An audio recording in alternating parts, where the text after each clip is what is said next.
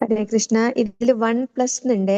അവരുടെ പേരൊന്ന് മാറ്റിയിടണേ. സൂമില് 1+ പേരുള്ള ആളാരാണെന്ന് വെച്ചാൽ അവരുടെ പേരിടണം. എന്നാലും നമുക്ക് അറ്റൻഡൻസ് മാർക്ക് ചെയ്യാൻ പറ്റും. അതുകൊണ്ടാണ് പറയുന്നത്. ഹരേ കൃഷ്ണ.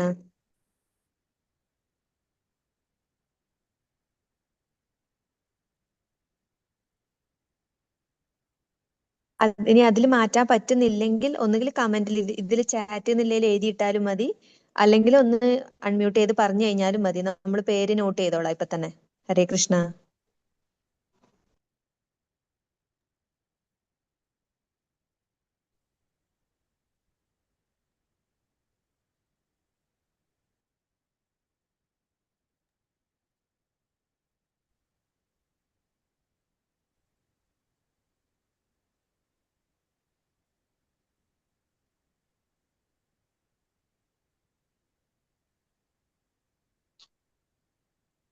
ഹരേ കൃഷ്ണ. എല്ലാവർക്കും പ്രണാമം.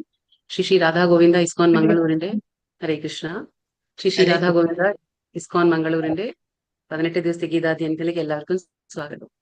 ഓം അജ്ഞാനതിമിരാന്തസ്യ ജ്ഞാനാഞ്ജനാശലാകയാ ചക്ഷുരുന്മിലിതം യേന തസ്മൈ ശ്രീ ഗുരവേ നമഃ. ശ്രീ ചൈതന്യ മനോഭീഷ്ടം സ്ഥാപിതം യേന ഭൂതലേ സ്വയം രൂപ കഥാ മഹ്യം ദദാതി സ്വപദാന്തികം.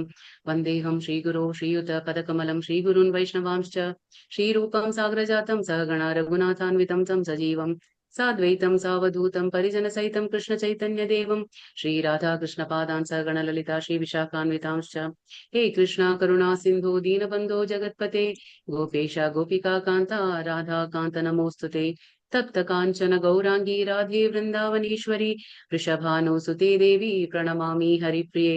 വാഞ്ചാ കൽപതരുഭ്യശ്ച കൃപാ സിന്ധുഭ്യ ഏവ ച പതിതാനാം പാവനേഭ്യോ വൈഷ്ണവേഭ്യോ നമോ നമഃ. अनंत कोटि वैष्णव वृंद की जय. शिल प्रभुपाद की जय. नमो ओम विष्णुपादाय कृष्ण पृष्ठाय भूतले श्रीमते भक्ति वेदांत स्वामिन्निति नामिने. नमस्ते सारस्वते देवे गौरवाणी प्रचारिणे निर्विशेष शून्यवादी पाश्चात्य देश तारिणे. जयो श्री कृष्ण चैतन्य प्रभु नित्यानंद श्री अद्वैत गदाधरा श्रीवासादि गौर भक्त वृंदा. हरे कृष्णा कृष्ण कृष्ण हरे हरे ഹരേ രാമ രാമ രാമ ഹരേ ഹരേ. ഹരേ കൃഷ്ണ. ഒരിക്കൽ കൂടി സ്വാഗതം. ഇന്നത്തെ അധ്യായം 3 കർമ്മയോഗം. ഹരേ കൃഷ്ണ മാതാജി. ഹരേ കൃഷ്ണ. സന്ധ്യ മാതാജി. സന്ധ്യ മാതാജി ഓൾറെഡി ആയിട്ടുണ്ട്. നെറ്റ്വർക്ക് സന്ധ്യ മാതാജി ഓൾറെഡി കോഴ്സ് ആയിട്ടുണ്ട്. ഇല്ല മാതാജി. അല്ല മാതാജി ടൈപ്പ് ചെയ്തതാണ്. അതെയോ? ഒന്ന് റേസ് ചെയ്യോ, ഹാൻഡ് റേസ് ചെയ്യോ മാതാജി. ഓക്കെ. ശോഭന മാതാജി. അതുപോലെ ഇതിൽ പെറ്റ് ലവർ എന്ന് പറഞ്ഞ പേരുണ്ട്. അവരുടെ പേര് ഒന്നുകിൽ മാറ്റി ചേഞ്ച് ചെയ്തിടുക, അല്ലെങ്കിൽ കമന്റ് ചാറ്റിൽ ഒന്ന് അവരുടെ പേരെന്താണെന്ന് എഴുതിയിടണേ. എന്നാൽ നമുക്ക് അറ്റൻഡൻസ് മാർക്ക് ചെയ്യാൻ പറ്റൂ. നിങ്ങളുടെ ഏത് പേരാണ് ആ പേരിൽ തന്നെ ജോയിൻ ചെയ്യാൻ ശ്രമിക്കുക. അല്ലെങ്കിൽ അത് പറ്റുന്നില്ല ചേഞ്ച് ചെയ്യാന്നുണ്ടെങ്കിൽ അതിനൊരു വീഡിയോ അയച്ചു തരാം, ആർക്കെങ്കിലും വേണമെങ്കിൽ. ഇല്ലെങ്കിൽ ഒന്ന് ഈ ചാറ്റ് ബോക്സിലെങ്കിലും അറ്റ്ലീസ്റ്റ് നിങ്ങളുടെ പേര് എഴുതിയിടണം. ഹരേ കൃഷ്ണ. ഹരേ കൃഷ്ണ. ഹരേ കൃഷ്ണ. ഒരിക്കൽ കൂടി എല്ലാവർക്കും സ്വാഗതം. അപ്പൊ നമ്മൾ ഇന്ന് അധ്യായം 3 കർമ്മയോഗം നോക്കാൻ പോകുന്നത്. അത് ഇന്നലെ നമ്മൾ എന്ത് നോക്കി? അതായത് ഗീതാ വിഷയ സംഗ്രഹം നോക്കി. അതിൽ നമ്മൾ അർജുനന്റെ ആദ്യത്തെ അധ്യായത്തിൽ നമ്മൾ നോക്കി. അർജുനൻ 5 കാര്യങ്ങൾ കൊടുത്ത് ഞാൻ യുദ്ധം ചെയ്യുന്നില്ല എന്ന് പറഞ്ഞിട്ട് തേരിൽ ഇരിപ്പായി. അപ്പൊ ഭഗവാൻ 2ാമത്തെ അധ്യായത്തിൽ നിന്ന് സംസാരിക്കാൻ തുടങ്ങി. ഭഗവാൻ എന്ത് പറഞ്ഞു? ആ അർജുനന്റെ 5 കാര്യങ്ങൾക്കുള്ള ആ മറുപടികളെല്ലാം കൊടുക്കുകയാണ്. കാരണം മൃദുല ഹൃദയത്വം, ഭൗതിക സുഖാനുഭവങ്ങൾ, പാപം, പിന്നെ കുടുംബ പാരമ്പര്യം പറഞ്ഞു. പിന്നെ പിന്നെ എനിക്ക് തീരുമാനമെടുക്കാൻ പറ്റുന്നില്ല എന്നും പറഞ്ഞ് അർജുനൻ നമ്മൾ എന്ത് കണ്ടു? അർജുനൻ ശരണാഗതി പ്രാപിക്കുകയാണ് ഭഗവാനിലെ. അതായത് ഒരു ശിഷ്യന്റെ സ്ഥാനത്തേക്ക് മാറി. അതായത് അവരുടെ ബന്ധം എന്താ പറയാ, സുഹൃത്ത് ബന്ധത്തിൽ നിന്നും അത് ഗുരു ശിഷ്യ ബന്ധത്തിലേക്ക് മാറുകയാണ്. അപ്പൊ ഇന്നലെ നമ്മളത് കണ്ടു. അവസാനം ഭഗവാൻ എല്ലാം ഉപദേശിക്കുകയാണ് അർജുനനെ, ഇങ്ങനെ എന്ത് ചെയ്യണം, എന്ത് ചെയ്യാൻ പാടില്ല എന്നുള്ള ഉപദേശങ്ങൾ കൊടുത്തു.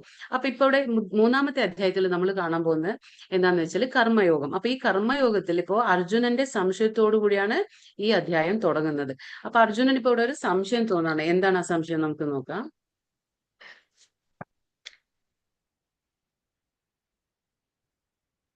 अर्जुन ओम नमो भगवते वासुदेवाय। अर्जुन उवाच जायसी चेत् कर्मणस्ते मदा बुद्धिर्जनार्दन तत्किं कर्मणि घोरे मां നിയോജസി കേശവ. അർജുനൻ പറഞ്ഞു, ഹേ അർജുന, ഹേ ജനാർദ്ദന, അല്ലയോ കേശവ, ഫലാകാംക്ഷയോടെ ചെയ്യുന്ന കർമ്മത്തെക്കാൾ ശ്രേഷ്ഠമാണ് ബുദ്ധി എന്ന് കരുതുന്നുവെങ്കിൽ അങ്ങ് എന്തിനാണ് എന്നെ ഈ ക്രൂരമായ യുദ്ധത്തിന് പ്രേരിപ്പിക്കുന്നത്? അപ്പൊ ഇവിടെ അർജുനന്റെ സംശയം എന്താണ്? ഭഗവാൻ പറഞ്ഞില്ലേ, ഭഗവാൻ എന്ത് പറഞ്ഞു? നീ കർമ്മം മാത്രം ചെയ്യുക, അതിന്റെ ഫലം എന്തോ ആവട്ടെ, നീ അതിനെക്കുറിച്ചൊന്നും ചിന്തിക്കണ്ട എന്ന് അർജുനനോട് ഭഗവാൻ പറയണ്ട ഇന്നലെ. അപ്പൊ ഭഗവാൻ പറഞ്ഞു കേട്ടപ്പോ അർജുനൻ തോന്നാണ്, ഇപ്പൊ ഞാൻ കർമ്മം ചെയ്യണോ? ഇനിയിപ്പോ കർമ്മം അതിനേക്കാൾ ശ്രേഷ്ഠമാണ് എന്താണ്? ബുദ്ധിയോഗം. ബുദ്ധിയോഗം എന്ന് പറഞ്ഞാൽ എന്താണ്? ആത്മീയ ജ്ഞാനത്തെ അർജിക്കുന്നതാണ് ബുദ്ധിയോഗം. ബുദ്ധിയോഗം എന്ന് പറഞ്ഞാല് അത് ഭക്തിയോഗം തന്നെ. രണ്ടും ഒന്നാണ്. ബുദ്ധിയോഗം എന്ന് പറഞ്ഞാലും ഭക്തി യോഗം എന്ന് പറഞ്ഞാൽ രണ്ടും ഒന്നാണ്. അപ്പൊ ഇപ്പൊ അർജുനൻ ചോദിക്കുകയാണ്, ഞാൻ ഫലാകാംക്ഷയോടെ ചെയ്യുന്ന കർമ്മത്തെക്കാൾ ബുദ്ധി ശ്രേഷ്ഠമാണെങ്കിൽ പിന്നെ ഞാൻ എന്തിനീ കർമ്മം ചെയ്യണം? എനിക്ക് കർമ്മം ചെയ്യാതെ ഇരുന്നൂടെ? ഞാൻ ബുദ്ധിയോഗത്തിലൂടെ ഞാൻ ഭഗവാനെ പ്രാപിക്കാമല്ലോ. അപ്പൊ പിന്നെ അങ്ങനെ ചെയ്താൽ പോരെ? എനിക്ക് ഇന്ന് എന്തിനാ ഈ ക്രൂരമായ ഒരു യുദ്ധത്തിന് ഭഗവാൻ എന്നെ പ്രേരിപ്പിക്കുന്നത് എന്തിനാണ്? അപ്പൊ ബുദ്ധിയോഗം പോരെ എനിക്ക് എന്ന് അർജുനൻ ഇത് അർജുനന്റെ ഒഴികഴിവാണ്. അതായത് അവൻ എക്സ്ക്യൂസ് വാങ്ങാണ്. യുദ്ധം ചെയ്യാതിരിക്കാനുള്ള പല വഴികളും അർജുനൻ നോക്കിയില്ലേ? നമ്മൾ 5 റീസൺ ഒക്കെ നോക്കി. അപ്പൊ 5 കാരണങ്ങൾ അർജുനൻ കൊടുത്തു കഴിഞ്ഞു. ഇപ്പോ വേറെ ഒരു കാരണം കൂടി കൊടുക്കുകയാണ്. അതായത് എനിക്ക് ബുദ്ധി ശ്രേഷ്ഠമെങ്കിൽ എനിക്ക് പിന്നെ എന്തിനാ കർമ്മം ചെയ്യുന്നത്? എനിക്ക് കർമ്മം ചെയ്യാതെ ഇരുന്നുകൂടെ കൃഷ്ണ എന്ന് ചോദിക്കുകയാണ്. അപ്പൊ ഈ ഭക്തിയോഗം എന്ന് പറയുന്നത് എന്താണ്? അപ്പൊ അർജുനൻ വിചാരിക്കുകയാണ്, ഭക്തിയോഗം എന്ന് പറഞ്ഞാൽ എന്താണ്? നിഷ്ക്രിയത്വമാണോ? അല്ല. നിഷ്ക്രിയത്വം എന്ന് പറഞ്ഞാൽ ഇനർഷ്യ എന്ന് പറയും. അതായത് ഒന്നും ചെയ്യാതിരിക്കുക, അതല്ല അത്. ഭക്തിയോഗം എന്ന് പറഞ്ഞാൽ അതിൽ കർമ്മമുണ്ട്. അത് കർമ്മമില്ലാതെ ഇരിക്കാൻ കഴിയില്ല ആർക്കും. അപ്പൊ അർജുനൻ ചോദിക്കണം, എന്നാ എനിക്ക് കർമ്മം ചെയ്യാണ്ട് വെറുതെ ഞാൻ ബുദ്ധിയോഗം ശ്രേഷ്ഠമാണെങ്കിൽ എനിക്ക് അത് ചെയ്താൽ പോരെ എന്ന് ചോദിക്കുകയാണ്. അപ്പൊ അർജുനനോ ഈ ചോദ്യത്തിന് ഭഗവാൻ എന്താ പറയാ നമുക്ക് നോക്കാം.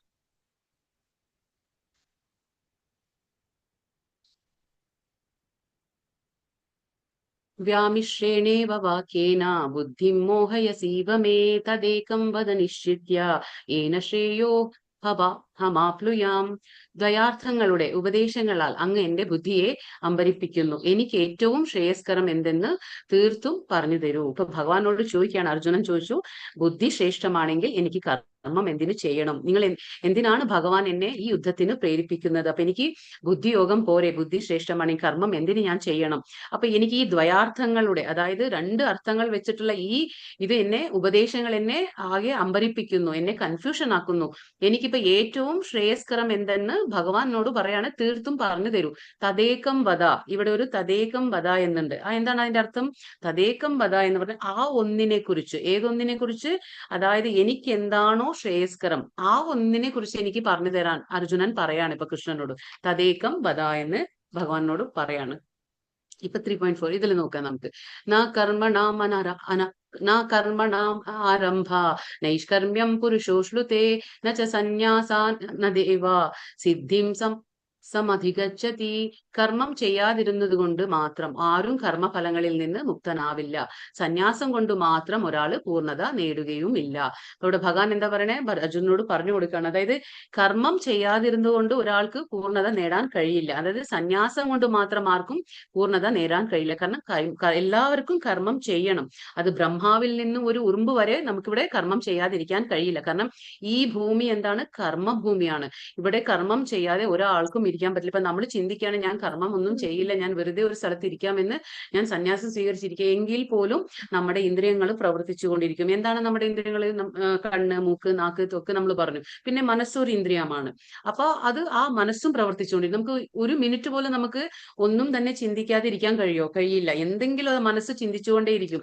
അപ്പൊ കർമ്മം ചെയ്യാതിരുന്നത് കൊണ്ട് മാത്രം ആർക്കും കർമ്മഫലങ്ങളിൽ നിന്നും ഒഴിഞ്ഞു മാറാൻ കഴിയില്ല, മുക്തനാകാൻ കഴിയില്ല. ഭഗവാൻ അതാണ് പറയുന്നത്. കാരണം ഇന്ദ്രിയങ്ങൾ വളരെയധികം സ്ട്രോങ് ആണ്.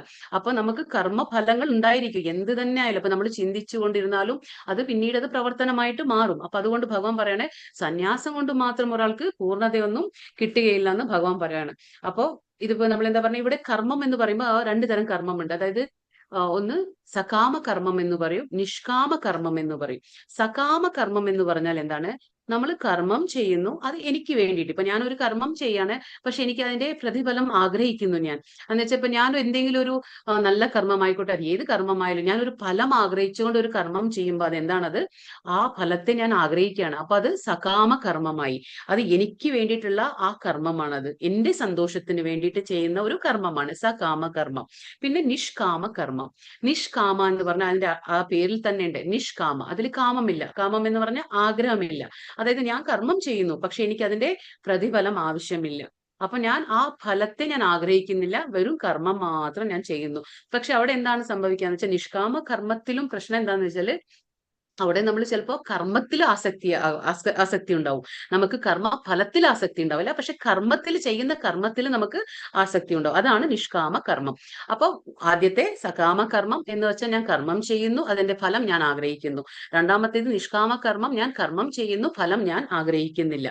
മൂന്നാമത് ഭക്തി. ഭക്തി എന്ന് പറഞ്ഞാൽ അതാണ് അകർമ്മ എന്ന് പറയും. ഈ ഭക്തി യോഗത്തെ നമ്മൾ എന്ത് പറയും? അകർമ്മ. അകർമ്മ എന്ന് പറഞ്ഞാല് അവിടെ എനിക്ക് കർമ്മം ചെയ്യുന്നു, ഫലങ്ങളും ഉണ്ടായിരിക്കാം, പക്ഷെ എനിക്ക് കർമ്മത്തിനോടാവട്ടെ, എനിക്ക് അതിന്റെ ഫലത്തിനോടാവട്ടെ എനിക്ക് യാതൊരു ആഗ്രഹമോ എനിക്ക് ആസക്തിയോ ഒന്നും ഉണ്ടാവില്ല. അപ്പൊ കർമ്മത്തിലും ഉണ്ടാവില്ല ആസക്തി, ഫലത്തിലും ഉണ്ടാവില്ല. സകാമത്തില് ഫലത്തിനാഗ്രഹമുണ്ട്, നിഷ്കാമത്തില് കർമ്മത്തിനാഗ്രഹമുണ്ട്.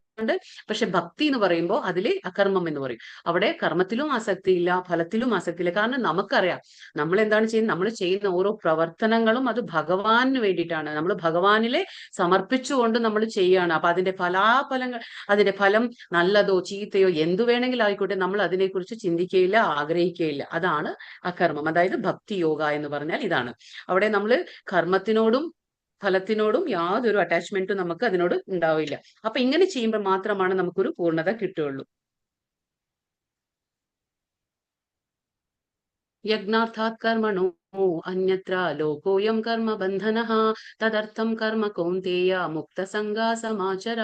കർമ്മം വിഷ്ണുവിനായുള്ള യജ്ഞം എന്ന നിലയിൽ അനുഷ്ഠിക്കേണ്ടതാണ്, അല്ലെങ്കിൽ അത് മനുഷ്യനെ ഭൗതിക ലോകത്തോട് കൂടുതൽ ബന്ധിക്കുകയുള്ളൂ. കുന്തിപുത്ര, നിന്റെ നിർദ്ദിഷ്ട കർമ്മങ്ങളെ ഭഗവാന്റെ സംതൃപ്തിക്കായി നിർവഹിക്കൂ. അങ്ങനെ ചെയ്താൽ നിനക്ക് എന്നെന്നും ബന്ധമുക്തനായി ഇരിക്കാം. ഇപ്പൊ ഭഗവാൻ പറഞ്ഞു കൊടുക്കുകയാണ് അർജുനനോട്, കർമ്മം നമ്മൾ എങ്ങനെ ചെയ്യണം, എങ്ങനെയാണ് നമ്മൾ കർമ്മം ചെയ്യേണ്ടത്. അതായത് നമ്മൾ കർമ്മം ചെയ്യുമ്പോൾ നമ്മളത് ഭഗവാൻ, അതായത് ആരാണ് യജ്ഞം എന്ന് പറഞ്ഞാൽ ആരാണ്? ഭഗവാൻ വിഷ്ണുവാണ്. അതായത് നമ്മൾ ചെയ്യുന്ന ഓരോ കർമ്മം ഭഗവാന് വേണ്ടി എന്ന ആ സമർപ്പണാബോധത്തോടെ നമ്മൾ കർമ്മം ചെയ്യണം. അല്ലാതെ എനിക്ക് വേണ്ടി എന്നുള്ള ആ ബോധം ഉണ്ടായിരിക്കാൻ പാടില്ല. നമ്മുടെ മനസ്സിൽ എന്തായിരിക്കണം? ആ അവബോധത്തിൽ എന്തായിരിക്കണം? ഞാൻ ചെയ്യുന്ന ഓരോ കർമ്മങ്ങളും അത് ഭഗവാന് വേണ്ടിയിട്ടാണ്, അവന്റെ സംതൃപ്തിക്ക് വേണ്ടിയിട്ടാണ് എന്ന് നമ്മൾ ചെയ്യുമ്പോൾ, വിഷ്ണുവിനായുള്ള ഒരു യജ്ഞം എന്ന നിലയ്ക്ക് നമ്മൾ ആ കർമ്മങ്ങളെ അനുഷ്ഠിക്കുമ്പോൾ അത് നമ്മളെ ബന്ധമുക്തനാക്കുന്നു. അത് നമ്മളെ ഈ ഭൗതിക പ്രപഞ്ചത്തിൽ നമ്മളെ ബന്ധമുക്തനാക്കുന്നു. കാരണം നമ്മൾ ചിന്തിക്കുമ്പോൾ ഞാൻ നല്ല കർമ്മമല്ലേ ചെയ്യുന്ന, ചീത്ത കർമ്മം ഞാൻ ചെയ്യുന്നില്ല.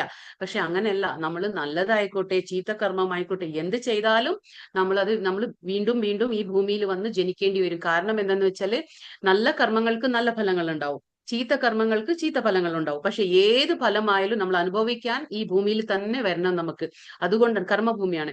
അതുകൊണ്ടാണ് നമ്മൾ പറയുന്നത് നല്ലതും വേണ്ട ചീത്തയും വേണ്ട, നമ്മൾ എല്ലാം ഭഗവാന് സമർപ്പിച്ചു ചെയ്യുമ്പോൾ എന്താണ്, അതിൽ നല്ല കർമ്മത്തിന്റെ ഫലവും ഇല്ല, ചീത്ത കർമ്മത്തിന്റെ ഫലവും ഒന്നും നമുക്ക് ബാധിക്കില്ല. അപ്പൊ അത് നമ്മൾ അങ്ങനെ ബന്ധമുക്തനാകാൻ കഴിയും. അല്ലെങ്കിൽ നമ്മൾ ഈ ഭൗതിക ലോകത്ത് അത് കൂടുതൽ കൂടുതൽ നമ്മളെ ബന്ധിപ്പിക്കുകയുള്ളൂ. അപ്പൊ നമ്മൾ ചെയ്യുന്ന ഓരോ പ്രവൃത്തി എങ്ങനെ ചെയ്യിക്കണം? വിഷ്ണുവിനായുള്ള ഒരു യജ്ഞം എന്ന പോലെ നമ്മൾ അനുഷ്ഠിക്കണം എന്നാണ് ഭഗവാൻ അർജുനനോട് പറഞ്ഞു കൊടുക്കുന്നത്. ഇത് വളരെയധികം ഇമ്പോർട്ടന്റ് ആയിട്ടുള്ള ഒരു ശ്ലോകമാണ്. 13ാം ശ്ലോകം. യജ്ഞശിഷ്ടാശിനഃ സന്തോ മുച്യന്തെ സർവകിൽബിഷൈഃ ഭുഞ്ജത്തെ തേ ത്വഗം പാപായേ പചന്തി ആത്മകാരണാത്. യജ്ഞത്തിൽ നിവേദിക്കപ്പെടുന്ന അന്നം ഭക്ഷിക്കുന്നത് കൊണ്ട് ഭഗവത് ഭക്തന്മാർ സർവ്വ പാപങ്ങളിൽ നിന്നും മുക്തരാകുന്നു. സ്വയം ആസ്വദിക്കാൻ വേണ്ടി മാത്രം ഭക്ഷണം ഉണ്ടാക്കുന്നവർ പാപത്തെയാണ് ഭുജിക്കുന്നത്. ഇവിടെ ഭഗവാൻ രണ്ടു തരം ആൾക്കാരെ കുറിച്ച് പറയാണ്. എന്താണ് ആ രണ്ടു തരം ആൾക്കാർ? അതായത് ഒന്ന് ഭഗവാന്റെ ഭക്തന്മാർ. അവര് എന്താണ് ഭഗവാൻ പറയുന്നത്? അവര് സർവ്വ പാപങ്ങളിൽ നിന്നും മുക്തരാകുന്നു. ആര്? ഭഗവാന്റെ ഭക്തന്മാര്. അല്ലാത്തവരെന്താണ്? സ്വയം ആസ്വദിക്കാൻ വേണ്ടി ഉണ്ടാക്കുന്ന ഭക്ഷണം എന്താണ്? അവരെ ഈ ഭൗതിക ബന്ധനത്തിൽ നമ്മൾ വീണ്ടും വീണ്ടും കൊടുക്കുകയാണത്. പാപത്തെയാണ് അവർ ഭുജിക്കുന്നത്. അപ്പൊ ഭഗവാൻ സ്വയം പറയാണ് അവിടെ, നമ്മൾ എന്താ ചെയ്യുന്നത്? പാപത്തെയാണ് ഭുജിക്കുന്നത്. നമ്മൾ ഭക്ഷണം കഴിക്കുന്നില്ലേ, അത് പാപമാണെന്നാ ഭഗവാൻ പറയണേ. എങ്ങനെ, എപ്പോഴാണ് അത് പാപമാവുന്നത്? നമ്മൾ എനിക്ക് വേണ്ടി ഞാൻ ഭക്ഷണം ഉണ്ടാക്കി കഴിക്കുകയാണെങ്കിൽ അത് പാപമായി. പക്ഷെ ഞാൻ ഭക്ഷണം ഉണ്ടാക്കിയത് ഭഗവാന് സമർപ്പിച്ചിട്ട് ഞാൻ കഴിക്കുമ്പോൾ അത് പ്രസാദമാകും. അതാണ് ആ പ്രസാദത്തിന്റെ മഹിമയെ കുറിച്ചാണ് ഇവിടെ പറയുന്നത്. അപ്പോ യജ്ഞത്തിൽ നിവേദിക്കപ്പെടുന്ന അന്നം ഭക്ഷിക്കുന്നത് കൊണ്ട്, നമ്മൾ യജ്ഞം എന്താണ്? ഭഗവാൻ, അത് നമുക്കറിയാം. അപ്പൊ യജ്ഞമാരാണ്? വിഷ്ണുവാണ്. അപ്പൊ നമ്മൾ യജ്ഞത്തിൽ നിവേദിക്കുക. അപ്പം നമ്മളിപ്പോ അറിയാം, നമ്മളിപ്പോ അമ്പലത്തേക്ക് പോയാൽ നമ്മൾക്ക് എന്താണ് ഇവിടെ നിവേദ്യ ചോറ് കിട്ടില്ല. അപ്പൊ അതെന്താണത്? നിവേദ്യം. അതെന്താണ്? ഭഗവാന് സമർപ്പിച്ചതാണ് നമ്മൾ കഴിക്കുന്നത്, അത് പ്രസാദമാണ്. അതേപോലെ നമ്മൾ ദിവസേന ഭക്ഷണം കഴിക്കുമ്പോഴും നമ്മൾ എന്ത് ചെയ്യണം? ഭഗവാന് സമർപ്പിച്ചുകൊണ്ട് നമ്മൾ കഴിക്കണം. അപ്പൊ എന്താണാവുന്നത്? ഭഗവത് ഭക്തന്മാർക്ക് സർവ്വ പാപങ്ങളിൽ നിന്നും മുക്തരാകുന്നു. നമ്മൾ പ്രസാദം കഴിക്കുമ്പോൾ എന്താണ് ഗുണം എന്ന് വെച്ചാൽ നമുക്ക് യാതൊരു പാപവും ഏൽക്കുന്നില്ല. കാരണം എന്താ വെച്ചാൽ നമ്മൾ കഴിക്കുന്ന ഭക്ഷണത്തിൽ പല പല പാപകർമ്മങ്ങൾ ഉണ്ടായിരിക്കും. പലരുടെയും പാപകർമ്മങ്ങൾ അതിൽ ഉണ്ടായിരിക്കും, നമുക്കറിയില്ല അത്. പക്ഷെ നമ്മൾ സ്വയം എനിക്ക് വേണ്ടിയിട്ട് ആസ്വദിക്കാനായെന്നും പറഞ്ഞ് സ്വാർത്ഥതയോട് നമ്മൾ കഴിക്കുമ്പോൾ അതിൽ പാപമേൽക്കും. പക്ഷെ എപ്പോഴാണോ നമ്മൾ ഭഗവാന് സമർപ്പിച്ച് നമ്മളത് പ്രസാദ രൂപത്തിൽ സ്വീകരിക്കുമോ അവിടെ പാപം ഏൽക്കുന്നില്ല.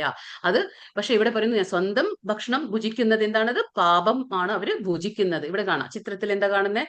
നമ്മളിവിടെ ഒരു എന്താ പറയാ, ഭഗവാന്റെ പ്രസാദം എങ്ങനെയാണ് വെക്കേണ്ടത്. അതായത് നമ്മളിപ്പോ എന്തുണ്ടായിക്കോട്ടെ, നമ്മൾ കാലത്ത് ഉണ്ടാക്കും, ഉച്ചയ്ക്കും വൈകിട്ടും ഭക്ഷണം ഉണ്ടാക്കും അല്ലെ. ഭക്ഷണം ഉണ്ടാക്കുമ്പോൾ നമ്മൾ എന്താ, നമ്മുടെ മനസ്സിൽ എന്താണ്, നമുക്ക് വേണ്ടിയിട്ട് അല്ലെ. ഇന്നിപ്പം ഞാൻ എന്താ ഉണ്ടാക്കണ്ടേ, ഉച്ചയ്ക്ക് എന്താ, രാത്രി എന്താ ഉണ്ടാക്കാന്ന് പറയുമ്പോൾ അത് നമുക്ക് വേണ്ടിയാണ് നമ്മൾ ചിന്തിക്കുന്നത്, നമ്മുടെ കുടുംബക്കാർക്ക് വേണ്ടിയിട്ടാണ് നമ്മൾ ചിന്തിക്കുക. നമ്മൾ ഒരിക്കലെങ്കിലും നമ്മൾ ഭഗവാൻ നിന്ന് എന്താ കൊടുക്കണ്ടേ ഞാൻ, അങ്ങനെ ചിന്തിക്കില്ല നമ്മൾ. അതാണ് സ്വാർത്ഥത ഇല്ലാതെ ചിന്ത. കാരണം നമുക്ക് ചിന്തിക്കേണ്ടത് എന്താണ്? യജ്ഞപുരുഷനാരാണ്? ഭഗവാൻ വിഷ്ണു, അതായത് കൃഷ്ണനാണ്. അപ്പൊ നമ്മൾ എന്ത് ഭക്ഷണം ഉണ്ടാക്കുമ്പോഴും ഭഗവാന് വേണ്ടി ഉണ്ടാക്കണം. നമ്മളിപ്പോ ഒരു മാർക്കറ്റിൽ പോയി ഭക്ഷ്യസാധനം കൊണ്ടുവന്നാലും അപ്പൊ നമ്മൾ ചിന്തിക്കണം, ഇന്ന് ഞാൻ അടുക്കളയിൽ കയറി ഉണ്ടാക്കുമ്പോൾ അത് ആർക്കാണ്? അത് ഭഗവാൻ ആദ്യം കൊടുക്കണം. അപ്പൊ നമ്മൾ ആ എന്താ പറയാ, ആ ഭക്ഷ്യ സാധനം നമ്മൾ പാകം ചെയ്ത് അത് ഭഗവാന്റെ അടുത്ത് വെച്ച്, ഭഗവാൻ അതിങ്ങനെ ഈ ചിത്രത്തിൽ കാണാം, നമുക്ക് എല്ലാത്തിലും ഓരോ തുളസി ഇല ഉണ്ട്. കാരണം എന്താന്ന് വെച്ചാല് ഭഗവാൻ ശ്രീകൃഷ്ണന് ഏറ്റവും പ്രിയങ്കരളായത് തുളസി ദേവിയാണ്. അപ്പൊ തുളസി ദേവിയെ വളരെയധികം ഭഗവാന് ഇഷ്ടമാണ്. അപ്പൊ നമ്മൾ എന്ത് സമർപ്പിക്കുമ്പോഴും ഒരു തുളസി ഇല ഇട്ട് സമർപ്പിക്കുമ്പോൾ ഭഗവാൻ അത് സന്തോഷത്തോടെ സ്വീകരിക്കും. അപ്പൊ എന്താണ് സംഭവിക്കുക? നമ്മൾ ഉണ്ടാക്കിയ എല്ലാ ഐറ്റംസിലും എന്തെങ്കിലും ഒരു പാപം ഉണ്ടെങ്കിലും അത് ഭഗവാൻ എടുക്കുകയാണ്. ഭഗവാൻ ആ പാപത്തെ എടുത്ത് അത് പാപമുക്തമായിട്ട് നമുക്ക് തരികയാണ്. അപ്പൊ നമ്മൾ ഭഗവാന്റെ അടുത്തേക്ക് വെക്കുമ്പോൾ അതെന്താണ്? അത് പ്രസാദമല്ല, അത് ഭോഗമാണ്. അപ്പൊ നമ്മൾ അടുക്കളയിൽ ഉണ്ടാക്കിയത് അതിലൊരു തുളസി ഇല ഇട്ട് ഭഗവാന്റെ അടുത്തേക്ക് കൊണ്ടുപോയി വെക്കുമ്പോൾ അത് ഭോഗമാണ്. പക്ഷെ ആ ഭോഗം ഭഗവാൻ സ്വീകരിച്ചു കഴിഞ്ഞ് നമുക്ക് കിട്ടുമ്പോ എന്താണ്? അത് പ്രസാദമായിട്ട് മാറി. അപ്പോ ഭോഗ പ്രസാദത്തിൽ ഇതാണ് വ്യത്യാസം.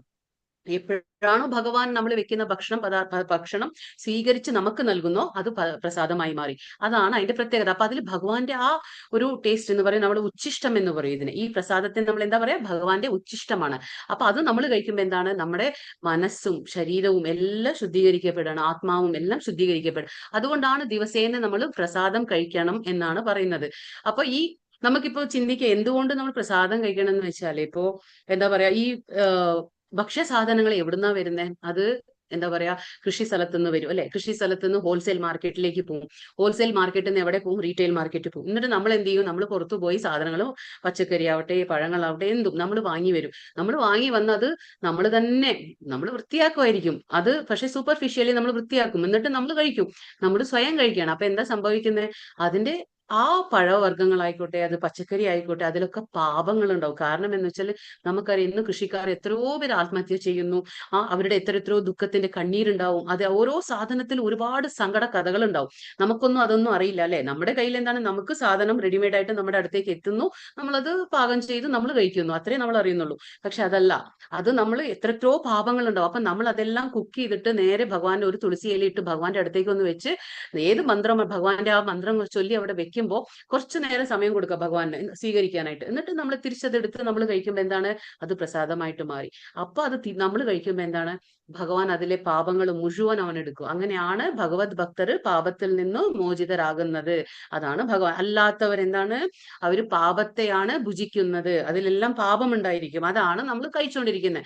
അപ്പൊ അതൊക്കെ നമുക്ക് അക്യുമുലേറ്റ്, അപ്പൊ മറ്റൊരാളുടെ കർമ്മം പോലും നമ്മളെ ബാധിക്കും. അങ്ങനെയാണ് അത് സംഭവിക്കുന്നത്. അപ്പൊ നമ്മൾ പ്രസാദം കഴിക്കണം, അതിൻ്റെതായ മഹത്വമാണ് ഇവിടെ പറയുന്നത്. കാരണം ഭഗവാൻ എന്താ അറിയോ, ഭഗവാൻ ഇപ്പൊ നമ്മളെ പോലെ കൈകൊണ്ട് കഴിക്കേണ്ട ആവശ്യമില്ല. ഭഗവാന് എന്താ പറയുക, ഇന്ദ്രിയങ്ങളും ഭഗവാന്റെ എല്ലാ കാര്യങ്ങളും ചെയ്യും. ഇപ്പോ ഭഗവാന്റെ കണ്ണ് കൊണ്ട് ഭഗവാന് കഴിക്കാൻ പറ്റും, ഭഗവാന്റെ കൈ കൊണ്ടേ കഴിക്കണം എന്നില്ല.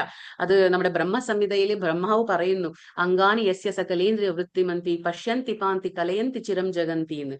അപ്പൊ ഭഗവാന് എങ്ങനെയും കഴിക്കാം. ഭഗവാന്റെ ഇന്ദ്രിയങ്ങൾക്ക്, ഓരോ ഇന്ദ്രിയങ്ങൾക്കും എല്ലാ ഇന്ദ്രിയങ്ങളുടെ പണി ചെയ്യാനും ഭഗവാന് പറ്റും. അതുകൊണ്ട് ഭഗവാൻ ജസ്റ്റ് ഒന്ന് ആ പ്രസാദത്തിൽ നോക്കിയാൽ മതി, ഭഗവാൻ അത് കഴിച്ച പോലെയാണ്. ഭഗവാന്റെ ഇന്ദ്രിയങ്ങൾക്ക് നമ്മുടെ ഇന്ദ്രിയങ്ങളല്ല, ഭഗവാന്റെ അതീന്ദ്രിയമായ ഇന്ദ്രിയങ്ങളാണ്, നമ്മളെ പോലെയുള്ള ഇന്ദ്രിയങ്ങളല്ല.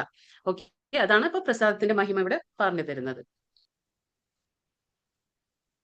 അന്നാദ് ഭവതി ഭൂതാനി പർജന്യാദന്ന സംഭവഃ യജ്ഞാദ് ഭവതി പർജന്യോ യജ്ഞകർമ്മ സമുദ്ഭവഃ. എല്ലാ ജീവജാലങ്ങളും ധാന്യങ്ങൾ കൊണ്ട് ജീവിക്കുന്നു, അതുകൊണ്ട് അതാകട്ടെ മഴ മൂലം ഉണ്ടാകുന്നു. മഴ യജ്ഞത്തിൽ നിന്നുണ്ടാകുന്നു, യജ്ഞങ്ങൾ വിധി പ്രകാരമുള്ള കർമ്മങ്ങളിൽ നിന്നും. അപ്പൊ ഇവിടെ പറഞ്ഞു തരാണ്, ഒരു സൈക്കിളാണ്. ഇപ്പൊ ഇവിടെ എന്താണെന്ന് വെച്ചാല്, ഇപ്പൊ നമ്മൾ ഈ ഭൂമിയിലേക്ക് വന്നു, അപ്പൊ നമുക്കറിയാം വേദങ്ങളൊക്കെ ഉണ്ട് അല്ലെ. ആ വേദങ്ങളിൽ പറഞ്ഞിട്ടുണ്ട് നിയത കർമ്മങ്ങളെ കുറിച്ച്, എങ്ങനെയാണ് നമ്മൾ ഇവിടെ ഭൂമിയിൽ ജീവിക്കേണ്ടത് എന്ന്. അത് മനുഷ്യന്മാർക്കുള്ളതാണ്, അത് പക്ഷി മൃഗാദികൾക്കുള്ളതല്ല, അത് മനുഷ്യന്മാർക്കാണ് വേദങ്ങൾ. അപ്പൊ അതിൽ പറഞ്ഞിട്ടുണ്ട് എങ്ങനെ നമ്മൾ ഇവിടെ ജീവിക്കണം. അപ്പൊ ആ വേദങ്ങൾ അനുസരിച്ച് നമ്മൾ നിയത കർമ്മങ്ങൾ നമ്മൾ ചെയ്യുമ്പോൾ അതെന്താണ്, അത് യജ്ഞമായി മാറും. ആ യജ്ഞം ആരെയാണ് പ്രീതിപ്പെടുത്തുന്നത്? ദേവന്മാരെ. അപ്പൊ ആ ദേവന്മാരെ പ്രീതിപ്പെടുത്തുമ്പോൾ അതുമൂലം എന്താണ്, നമുക്ക് മഴ ഉണ്ടാകുന്നു. മഴ മൂലം എന്താണ് കിട്ടുന്നത് നമുക്ക്? യജ്ഞങ്ങൾ. അപ്പൊ മഴ മൂലം എന്താണ്, നമുക്ക് ധാന്യങ്ങൾ കിട്ടുന്നു അല്ലെ, ധാന്യങ്ങൾ കിട്ടുന്നു.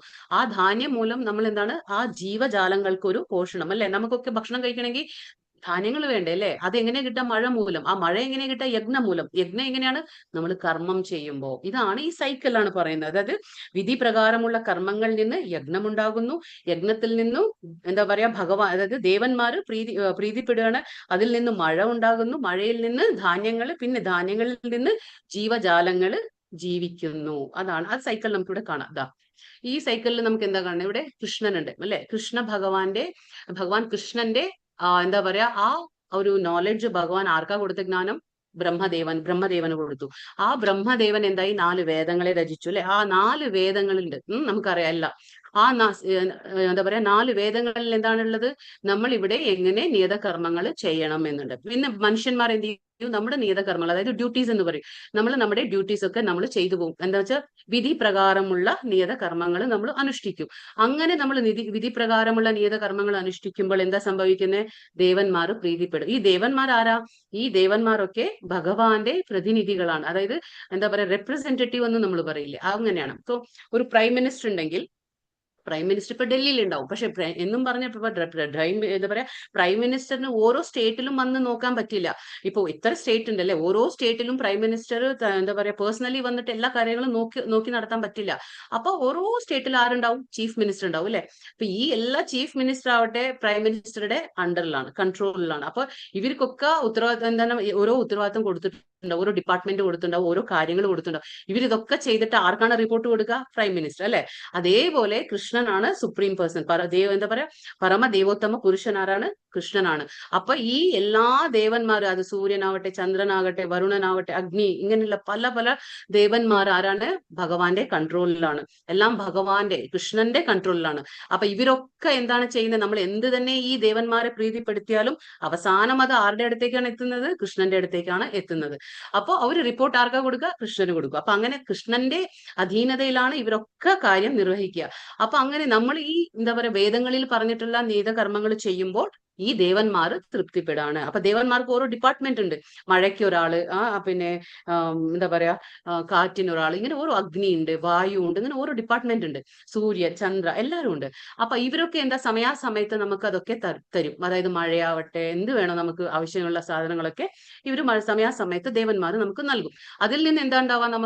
നമുക്ക് കൃഷി ഉണ്ടാക്കുന്നതേ ധാന്യങ്ങൾ ഉണ്ടാക്കുന്നു, ഗ്രെയിൻ എന്ന് പറയും. നമ്മൾ ധാന്യങ്ങൾ ഉണ്ടാക്കുന്നു. ആ ധാന്യങ്ങളിൽ എന്താണ്? വീണ്ടും നമ്മൾ ഭക്ഷണം ഉണ്ടാക്കുന്നു.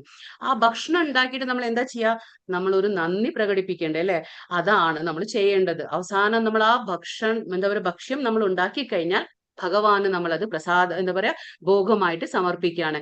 അതായത് ത്വദീയ വസ്തു ഏവം തുഭ്യം സമർപ്പയാമി, അതായത് നിനക്ക് തന്നെ, നീ തന്ന വസ്തു നിനക്ക് തന്നെ ഞാൻ തരികയാണ് കൃഷ്ണ എന്നും പറഞ്ഞ് ഭഗവാന് കൊടുക്കുമ്പോൾ ഭഗവാൻ വളരെയധികം സംതൃപ്തനാകുന്നു. എന്നിട്ട് ഭഗവാൻ എന്ത് ചെയ്യുന്നു, അത് പ്രസാദമാക്കി നമുക്ക് തരും. ഇതാണ് രീതി, ഇങ്ങനെയാണ് നമ്മൾ ജീവിക്കേണ്ടത്. പക്ഷെ നമ്മൾ അങ്ങനെയൊക്കെ ജീവിക്കുന്നുണ്ടോ? ഇല്ല. നമ്മൾ സ്വാർത്ഥത. അതെന്താ, ഞാൻ ജോലിക്ക് പോകുന്നു, ഞാൻ പണം സമ്പാദിക്കുന്നു, ഞാൻ സമ്പാദിച്ച് ഞാൻ എന്റെ കാശിൽ ഞാൻ ഇതൊക്കെ വാങ്ങുന്നു, അത് എന്റെ സ്വാർത്ഥതയ്ക്ക് വേണ്ടി. എനിക്ക് ഇഷ്ടമുള്ള സാധനങ്ങൾ, ഞാൻ ഭക്ഷ്യപദാർത്ഥങ്ങൾ ഞാൻ അടുക്കളയിൽ ചെന്ന് ഞാൻ ഉണ്ടാക്കുന്നു, ഞാൻ കഴിക്കുന്നു. പക്ഷെ ഒരു നേരം പോലും നമ്മൾ ഒരു നന്ദി പ്രകടിപ്പിക്കുന്നില്ല, അല്ലെ? ആ എന്താ പറയാ, നമ്മുടെ പ്ലേറ്റിന്റെ മുന്നിൽ ഇരിക്കുന്ന ആ ഭക്ഷണം ആരുടെ കരുണത്താലാണ് കിട്ടിയത്? അത് ഭഗവാന്റെ കരുണത്താൽ. അതൊരു നന്ദി പ്രകടനം നമുക്കില്ല, അല്ലെ? നമുക്ക് സൂര്യൻ വെളിച്ചം തരുന്നു, ആ ചന്ദ്രൻ നിലാവ് തരുന്നു, ആ മഴ കിട്ടുന്നുണ്ട്, സമയാസമയത്ത് നമുക്ക് മഴ കിട്ടുന്നുണ്ട്, വെയിലുണ്ട്, എല്ലാം ഉണ്ടായിട്ടും നമ്മൾ ആരോടെങ്കിലും ഒരു നന്ദി പ്രകടിപ്പിക്കോ? ഇല്ല. നമ്മൾ ഇന്ന് ശ്വസിക്കുന്നുണ്ട്, അല്ലെ? ഇങ്ങനെ ഇരുന്ന് നമ്മൾ സംസാരിക്കാൻ കഴിയുന്നുണ്ട്, എന്തുകൊണ്ട്? അല്ലെ? ആ ഒരു മഹത്വം നമ്മൾ മനസ്സിലാക്കുന്നില്ല. ഇതെല്ലാം ഭഗവാന്റെ കരുണത്താൽ കിട്ടുന്നതാണ്. പക്ഷെ ഒരാളിപ്പോ നമ്മൾ സഹായിച്ചിട്ടുണ്ടെങ്കിൽ നമ്മുടെ ജീവിതത്തിൽ മരിക്കും വരെ നമ്മൾ അദ്ദേഹത്തെ ഓർക്കും, ഇല്ലേ? നമ്മൾ എല്ലാവരോടും പറയും ചെയ്യും, നമുക്ക് ഇങ്ങനെ ഒരു സമയത്ത് നമുക്ക് ഇങ്ങനെ ഒരു ബുദ്ധിമുട്ടുണ്ടായി, അപ്പൊ അദ്ദേഹം എത്രമാത്രം നമ്മളെ സഹായിച്ചു എന്നൊക്കെ പറഞ്ഞ് നമ്മൾ എല്ലാവരോടും പറഞ്ഞു നടക്കും. നമ്മൾ മരണം വരെ അദ്ദേഹത്തെ കുറിച്ച് ഓർക്കും, എത്രമാത്രം നമ്മൾ സഹായിച്ചു, നമ്മൾ ഒരുപാട് നന്ദി പ്രകടിപ്പിക്കും, അല്ലെ? താങ്ക്സ് പറയും. പക്ഷെ അങ്ങനെ നമ്മൾ ഓരോ ദിവസവും പറയേണ്ട കാര്യമില്ലേ? അപ്പൊ ഓരോ നേരം നമ്മൾ ഭക്ഷണം കഴിക്കുമ്പോഴും നമ്മൾ ഭഗവാന്റെ നന്ദി പറയണം. അതാണ് ഈ സംഭവം. അപ്പൊ ഇതാണ് ഇവിടെ പറയുന്നത്. പിന്നെ ഇവിടെ 4 യുഗങ്ങളെ കുറിച്ചാണ് സംസാരിക്കുന്നത്. അപ്പൊ നിങ്ങൾക്ക് എല്ലാവർക്കും അറിയായിരിക്കും, ഇതിപ്പോ നമ്മൾ ജീവിക്കുന്നത് ഏത് യുഗത്തിലാണ്? കലിയുഗത്തിലാണ്. അപ്പൊ ഇത് കലിയുഗമാണ്. അപ്പൊ തുടങ്ങിയിട്ട് ഏതാണ്ട് 5000 വർഷങ്ങൾ കഴിഞ്ഞിട്ടേ ഉള്ളൂ. 4,32,000 വർഷങ്ങൾ ഇനി, അങ്ങനെയാണ് കണക്ക് ഇതിന്റെ ടോട്ടൽ. അപ്പൊ ഇനി ഒരുപാട് വർഷങ്ങൾ ബാക്കിയിരിക്കുകയാണ്. 5000 വർഷങ്ങളെ ഏതാണ്ട് കഴിഞ്ഞിട്ടുള്ളൂ. അപ്പോ സത്യയുഗം ആദ്യത്തെ യുഗം, പിന്നെ ത്രേതായുഗം, ദ്വാപരയുഗം, കലിയുഗം. അപ്പൊ ഓരോ യുഗത്തിലും ഓരോ ധർമ്മമുണ്ട്, അതായത് യുഗധർമ്മം എന്ന് പറയും. ഓരോ യുഗത്തിൽ എന്താണ് പാലിക്കേണ്ടത്, ആ ധർമ്മമുണ്ട്. അപ്പൊ ഇവിടെ സത്യയുഗത്തിൽ എന്താണ് ധർമ്മം? യുഗധർമ്മം എന്ന് പറഞ്ഞാൽ ധ്യാനം. അപ്പൊ നമുക്ക് ആ ചിത്രത്തിൽ കാണാം. ആ ചിത്രത്തിൽ കാണുന്ന ആള് ഒരു യോഗിയാണ്. യോഗി എന്താ ചെയ്യുന്നത്? പരമാത്മാ ഭാവത്തിൽ, എല്ലാവരുടെയും ഹൃദയത്തിൽ വസിക്കുന്ന ആ ചതുർഭുജാധാരിയായ വിഷ്ണുവിന്റെ പരമാത്മാ ഭാവത്തെ ധ്യാനിച്ചുകൊണ്ട് തപസ്സിരിക്കുകയാണ്, അല്ലെ? ഇത് സത്യയുഗത്തിന്റെ ധർമ്മമാണ്, യുഗധർമ്മമാണ്. അത് ചെയ്തേ മതിയാവുള്ളൂ. അപ്പൊ ഇവിടെ ഇങ്ങനെ ചെയ്യുമ്പോൾ നമുക്ക് അറിയാം, ഇന്നലെ നമ്മൾ പഠിച്ചു ബ്രഹ്മൻ, പരമാത്മാവ്, ഭഗവാൻ, അല്ലെ? ആ ഓരോ ഘട്ടങ്ങൾ പഠിച്ചു. അപ്പൊ അതിൽ രണ്ടാമത്തെ ഘട്ടം എന്താ? പരമാത്മാ ഭാവം. അത് ഉള്ളിലുള്ള പരമാത്മാ ഭാവത്തെ ധ്യാനിച്ച് സത്യയുഗത്തിലെ ഒരു ധർമ്മം, അതാണ് അതിന്റെ ധർമ്മം. ത്രേതായുഗം വരുമ്പോ എന്താണ്? യജ്ഞമാണ്. യജ്ഞം എങ്ങനെ? അത് ശരിക്കും യജ്ഞദേവത ഉണ്ടോ? ആരാണ് യജ്ഞം എന്ന് പറഞ്ഞാൽ ആരാണ്? വിഷ്ണുവാണ്. അപ്പൊ നമ്മൾ യജ്ഞം ചെയ്യണം. ആ യജ്ഞം ചെയ്യുമ്പോൾ ഒരുപാട് നമുക്ക് സാമഗ്രികൾ വേണ്ടല്ലേ? പരിശുദ്ധമായിട്ടുള്ള നെയ്യാവട്ടെ, പല പല തരത്തിലുള്ള, നമുക്കറിയാം ഒരു യജ്ഞം ചെയ്യണമെങ്കിൽ എന്തെല്ലാം സാധനങ്ങൾ വേണം. അപ്പൊ ത്രേതായുഗത്തിന്റെ യുഗധർമ്മം എന്ന് പറഞ്ഞാൽ യജ്ഞമാണ്. യജ്ഞത്തിലൂടെ മാത്രമാണ് ഭഗവാനെ പ്രീതിപ്പെടുത്താൻ കഴിയുള്ളൂ. പക്ഷെ അതേപോലെ ദ്വാപര യുഗം വരുമ്പോ എന്തായി? അത് മാറി. അവിടെ ആ യുഗധർമ്മം എന്താണ്? വിഗ്രഹ ആരാധനമാണ്. അതായത് ഭഗവാന്റെ ആ വിഗ്രഹങ്ങളെ ആരാധിക്കുന്നതാണ് ആ യുഗത്തിന്റെ ധർമ്മം. അപ്പൊ ഓരോ യുഗത്തിന്റെ ഓരോ ധർമ്മമുണ്ട്.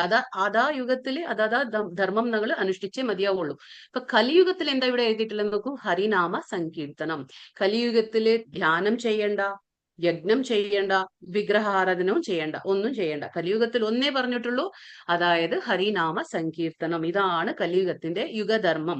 നമ്മൾ ഇത് അനുഷ്ഠിച്ചാൽ മാത്രമേ നമുക്ക് രക്ഷയുണ്ടാവുള്ളൂ, ഭഗവത് പ്രാപ്തി ഉണ്ടാവുകയുള്ളൂ. അപ്പൊ നമ്മളിപ്പോ പറഞ്ഞു കലിയുഗത്തിൽ എന്താണ് യുഗധർമ്മം എന്ന് പറഞ്ഞത്? എന്താണ്? ഹരിനാമ സങ്കീർത്തനം. അപ്പൊ ഇവിടെ SB 11:532 ഇതെന്താ പറഞ്ഞിട്ടുള്ളത്? SB എന്ന് പറഞ്ഞ ശ്രീമദ് ഭാഗവതം, BG എന്ന് പറഞ്ഞ ഭഗവത്ഗീത. അപ്പൊ SB എന്ന് പറഞ്ഞ ശ്രീമദ് ഭാഗവതത്തിൽ എന്താ പറയുന്നത്? ശ്രീമദ് ഭാഗവത്തിൽ പറയാണ്, 11ാമത്തെ സ്കന്ധം 5ാമത്തെ ചാപ്റ്റർ 32ാമത്തെ ശ്ലോകത്തിലെ ഇത് പറയാണ്, കൃഷ്ണവർണം കൃഷ്ണം സങ്കോപാങ്കാസ്ത്ര പാർഷദം യജ്ഞൈ സങ്കീർത്തന പ്രായർ യജന്തി സുമേധസ. കലിയുഗത്തിൽ കൃഷ്ണന്റെ നാമങ്ങൾ നിരന്തരം ബുദ്ധിമാനായ വ്യക്തികൾ കൂട്ടായ ജപം നടത്തുന്നു. അവന്റെ നിറം കറുത്തതല്ലെങ്കിലും അവൻ കൃഷ്ണൻ തന്നെയാണ്. ആര്? ഭഗവാനെ കുറിച്ച് പറയാണ്. കലിയുഗത്തിൽ അവൻ അവതരിക്കുക എങ്ങനെയാണ്? അവൻ കറുത്ത നിറത്തിലല്ല അവതരിക്കുക, പക്ഷെ അവൻ കൃഷ്ണൻ തന്നെയാണ്. അവന്റെ കൂട്ടാളികൾ, സേവകർ, ആയുധങ്ങൾ, രഹസ്യ കൂട്ടാളികൾ എന്നിവ അദ്ദേഹത്തോടൊപ്പം ഉണ്ടായിരിക്കും. ഇത് ആരെക്കുറിച്ചാണ് പറയുന്നത്?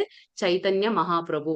കലിയുഗത്തില് ഭഗവാൻ ശ്രീകൃഷ്ണൻ അവതരിച്ചത് ഏതാണ്ട് ഒരു 600 വർഷങ്ങൾക്ക് മുമ്പ് ഏത് രൂപത്തിലാണ്? ചൈതന്യ മഹാപ്രഭു. ആ രൂപത്തിലാണ് ഭഗവാൻ വന്നിട്ടുള്ളത്. ഏതാണ്ട് 600 വർഷങ്ങളെ ആയിട്ടുള്ളൂ. അതിനെക്കുറിച്ച് നമുക്ക് റെഫറൻസ് ആണ് ശ്രീമദ് ഭാഗവതത്തിലെ ഇത്. പിന്നെ ഇനിയൊരു ശ്ലോകം പറയുന്നു 12ാം ക്യാൻറ്റോ, അതായത് 12ാം സ്കന്ധത്തിലെ 3ാം അധ്യായം 51ാമത്തെ ശ്ലോകത്തിൽ വീണ്ടും പറയുന്നു, കലേർ ദോഷ നിധേ രാജൻ അസ്തി ഹേകോ മഹാൻ ഗുണ കീർത്തനാദേവ കൃഷ്ണസ്യ മുക്തസംഗ പരം വ്രജേത്. അതായത് കലിയുഗം ഒരു പാപങ്ങളുടെ സമുദ്രമാണ്. ഏത് കലിയുഗം എങ്കിൽ ഈ യുഗത്തിൽ ഒരു നല്ല ഗുണമുണ്ട്. എന്താണ് ആ ഗുണം? ഹരേ കൃഷ്ണ മഹാമന്ത്രം. അതായത് ഹരേ കൃഷ്ണ കൃഷ്ണ കൃഷ്ണ ഹരേ ഹരേ, ഹരേ രാമ രാമ രാമ ഹരേ ഹരേ എന്ന മന്ത്രത്തിലൂടെ ജപിക്കുന്നതിലൂടെ ഒരാൾക്ക് ഭൗതിക ബന്ധങ്ങളിൽ നിന്നും മുക്തനാകാനും അതീന്ദ്രിയ ലോകത്തിലേക്ക് ഉയർത്തപ്പെടാനും കഴിയും. അപ്പൊ ഇതെന്താ പറയുന്നത്? കലിയുഗത്തിലെ ഹരേ കൃഷ്ണ മന്ത്രത്തെ കുറിച്ചുള്ള ഇതാണിത്, ശ്ലോകങ്ങളാണിത്. കലിയുഗത്തിൽ വേറെ ഒരു യജ്ഞവും ചെയ്യാനില്ല നമുക്ക്. യുഗധർമ്മം എന്ന് പറഞ്ഞാൽ എന്താണ്? ഹരേ കൃഷ്ണ മന്ത്രം ജപിക്കുന്നതാണ്. പിന്നെ ബീജി ഭഗവത്ഗീത 10:25 അതിനും വരുന്നുണ്ട് ചാപ്റ്റർ.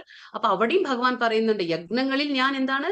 ജപയജ്ഞോസ്മി എന്ന് കൃഷ്ണൻ പറയും. അതായത് യജ്ഞങ്ങളിൽ വെച്ച് ഞാൻ ജപയജ്ഞമാണ് എന്ന് ഭഗവാൻ പറയുന്നു. ഇപ്പൊ നമ്മളിവിടെ യുഗങ്ങളെ കുറിച്ചൊക്കെ സംസാരിച്ചപ്പോ ഈ യുഗങ്ങളിൽ നിന്നെന്ന് വെച്ചാല് സത്യയുഗം വന്നിട്ട് ആയസ്, അവിടുത്തെ ഓരോ മനുഷ്യന്മാർ ജീവിച്ചിരുന്ന ആയസ് എന്ന് പറഞ്ഞാല് 1,00,000 വർഷമാണ്. ഏതില്? സത്യയുഗത്തില്. അത് പിന്നീട് ത്രേതായുഗം വരുമ്പോഴത്തേക്ക് അത് 1000 വർഷമായി, അത് 10,000 വർഷമായി മാറി ത്രേതായുഗത്തില്. പിന്നീട് അത് ദ്വാപര യുഗം എത്തുമ്പോൾ ആയസ് എന്തായി? 1000 വർഷമായി മാറി. പിന്നെ കലിയുഗം എന്ന് വരുമ്പോ ആയസ് എത്രയായി? 100 വർഷമായിട്ട് മാറി. വളരെ അധികമാണ്. ഇന്നിപ്പോ എല്ലാവരും 100 വർഷം വരെ ജീവിക്കില്ല. അഥവാ ജീവിച്ചാൽ തന്നെ വളരെ റെയർ ആയിട്ടേ നമുക്ക് കാണാൻ കഴിയുള്ളൂ. ഇതാണ്. ഇവരാണ് ഈ ചൈതന്യ മഹാപ്രഭു. ഇപ്പൊ നമ്മൾ പറഞ്ഞില്ലേ കലിയുഗത്തിലെ ആരാണ് അവതാരം എന്ന് പറഞ്ഞത്? ഈ ചൈതന്യ മഹാപ്രഭുവിനെ കുറിച്ചാണ്. ഈ നടുക്ക് നിൽക്കുന്നത്, അതാ മഞ്ഞ ഡ്രസ്സില്, അതാണ് ചൈതന്യ മഹാപ്രഭു. ഈ ചൈതന്യ മഹാപ്രഭുവാണ് ഭഗവാൻ ശ്രീകൃഷ്ണന്റെ ഒരു കലിയുഗ അവതാരം. ഏതാണ്ട് 600 വർഷങ്ങൾക്ക് മുമ്പാണ് ഇവര് എന്താ പറയാ മായാപുര, കൊൽക്കത്തയിലാണ് വന്നത്, അവതരിച്ചത്. അതാണ് ചൈതന്യ മഹാപ്രഭു. അപ്പൊ അതിൽ നമുക്ക് കേൾക്കാം. ഇപ്പൊ ഈ ഭാഗവത ശ്ലോകത്തിൽ അത് പറയുന്നുണ്ട്. ഇത് എന്താ പറയാ കറുത്ത നിറം അല്ലെങ്കിലും ഗോൾഡൻ കളറാണിത്, കറുത്ത നിറമല്ല. എന്നാലും ആരാണത്? സ്വയം കൃഷ്ണൻ തന്നെയാണ്. പക്ഷെ അവരുടെ രഹസ്യ കൂട്ടാളികൾ കൂടെ നിൽക്കുന്ന അതൊക്കെയാണ് ഭഗവാൻ അവതരിക്കുമ്പോൾ അവരുടെ കൂടെ ആയുധങ്ങൾ. എന്താണ് ആയുധം കൊണ്ടുവന്നത്? ഹരിനാമ സങ്കീർത്തനം. ഭഗവാന്റെ അവതാരത്തിന്റെ കാരണം എന്തായിരുന്നു? ലക്ഷ്യം എന്തായിരുന്നു? കലിയുഗത്തിലെ ആൾക്കാർ എന്താണെന്നറിയോ? കലിയുഗത്തിലെ ആൾക്കാർ മന്ദബുദ്ധികളാണ്, അല്പായുഷികളാണ്. അവർക്ക് എന്താ പറയാ ഓർമ്മക്കുറവുണ്ട്. അവർക്ക് ഒന്നും തന്നെ ഓർമ്മ നിൽക്കില്ല. അത്ര ഒരു കഴിവില്ല കലിയുഗത്തിലെ ആൾക്കാർക്ക്. അപ്പൊ ഭഗവാൻ ഇറങ്ങി വരികയാണ് സ്വയം. എന്തിന്? ഹരിനാമത്തിന്റെ സങ്കീർത്തനത്തിന്റെ ആ മഹത്വം മനസ്സിലാക്കി കൊടുക്കാൻ. കാരണം ഒരു രക്ഷയുമില്ല കലിയുഗത്തില്. ഹരിനാമം ജപിച്ചില്ലെങ്കിൽ, അതായത് ഹരേ കൃഷ്ണ മന്ത്രം ജപിച്ചില്ലെങ്കിൽ നമുക്കൊരു രക്ഷയും ഇല്ല എന്ന് അത് തെളിയിച്ചു കൊടുക്കാനാണ് ഭഗവാൻ സ്വയം ഇറങ്ങി വരേണ്ടി വന്നു ഏതാണ്ട് 600 വർഷങ്ങൾക്ക് മുമ്പ്. പക്ഷെ നമ്മൾ ഹരേ കൃഷ്ണ മന്ത്രം ഉച്ചരിക്കുന്നതിന് മുമ്പ് നമ്മൾ ഈ മന്ത്രമാണ് ഉച്ചരിക്കുന്നത്. ഏതാണത്? ജയ ശ്രീകൃഷ്ണ ചൈതന്യ പ്രഭു നിത്യാനന്ദ ശ്രീ അദ്വൈത ഗദാധര ശ്രീവാസാദി ഗൗര ഭക്ത വൃന്ദ. ഇതെന്താ അറിയോ? പഞ്ചതത്വ എന്ന് പറയും. ഇതിനെ 5 തത്വങ്ങളാണ്. പഞ്ചതത്വ മന്ത്രമാണിത്. എന്താണിത്? നമ്മൾ ഹരേ കൃഷ്ണ മന്ത്രം ചൊല്ലുന്നതിന് മുന്നേ ഈ മന്ത്രം ചൊല്ലിയിട്ടാണ് നമ്മൾ ഹരേ കൃഷ്ണ മന്ത്രം ചൊല്ലുന്നത്. അപ്പൊ ഈ പഞ്ചതത്വ മന്ത്രം എന്ന് പറഞ്ഞാൽ ഇവിടെ 5 പേരുണ്ട്. നമ്മൾ പറഞ്ഞില്ലേ സന്തത സഹചാരികൾ. ഭഗവാന്റെ സന്തത സഹചാരികളുടെ കൂടെയാണ് ഭഗവാൻ അവതരിക്കുന്നത്. ആരാണ് അതൊക്കെ?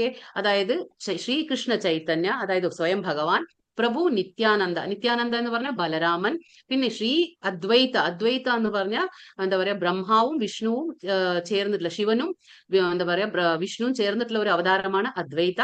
പിന്നെ ഗദാധര എന്ന് പറഞ്ഞാൽ സ്വയം രാധാറാണിയാണ്. ശ്രീവാസ എന്ന് പറഞ്ഞാൽ നാരദ മഹർഷിയാണ്.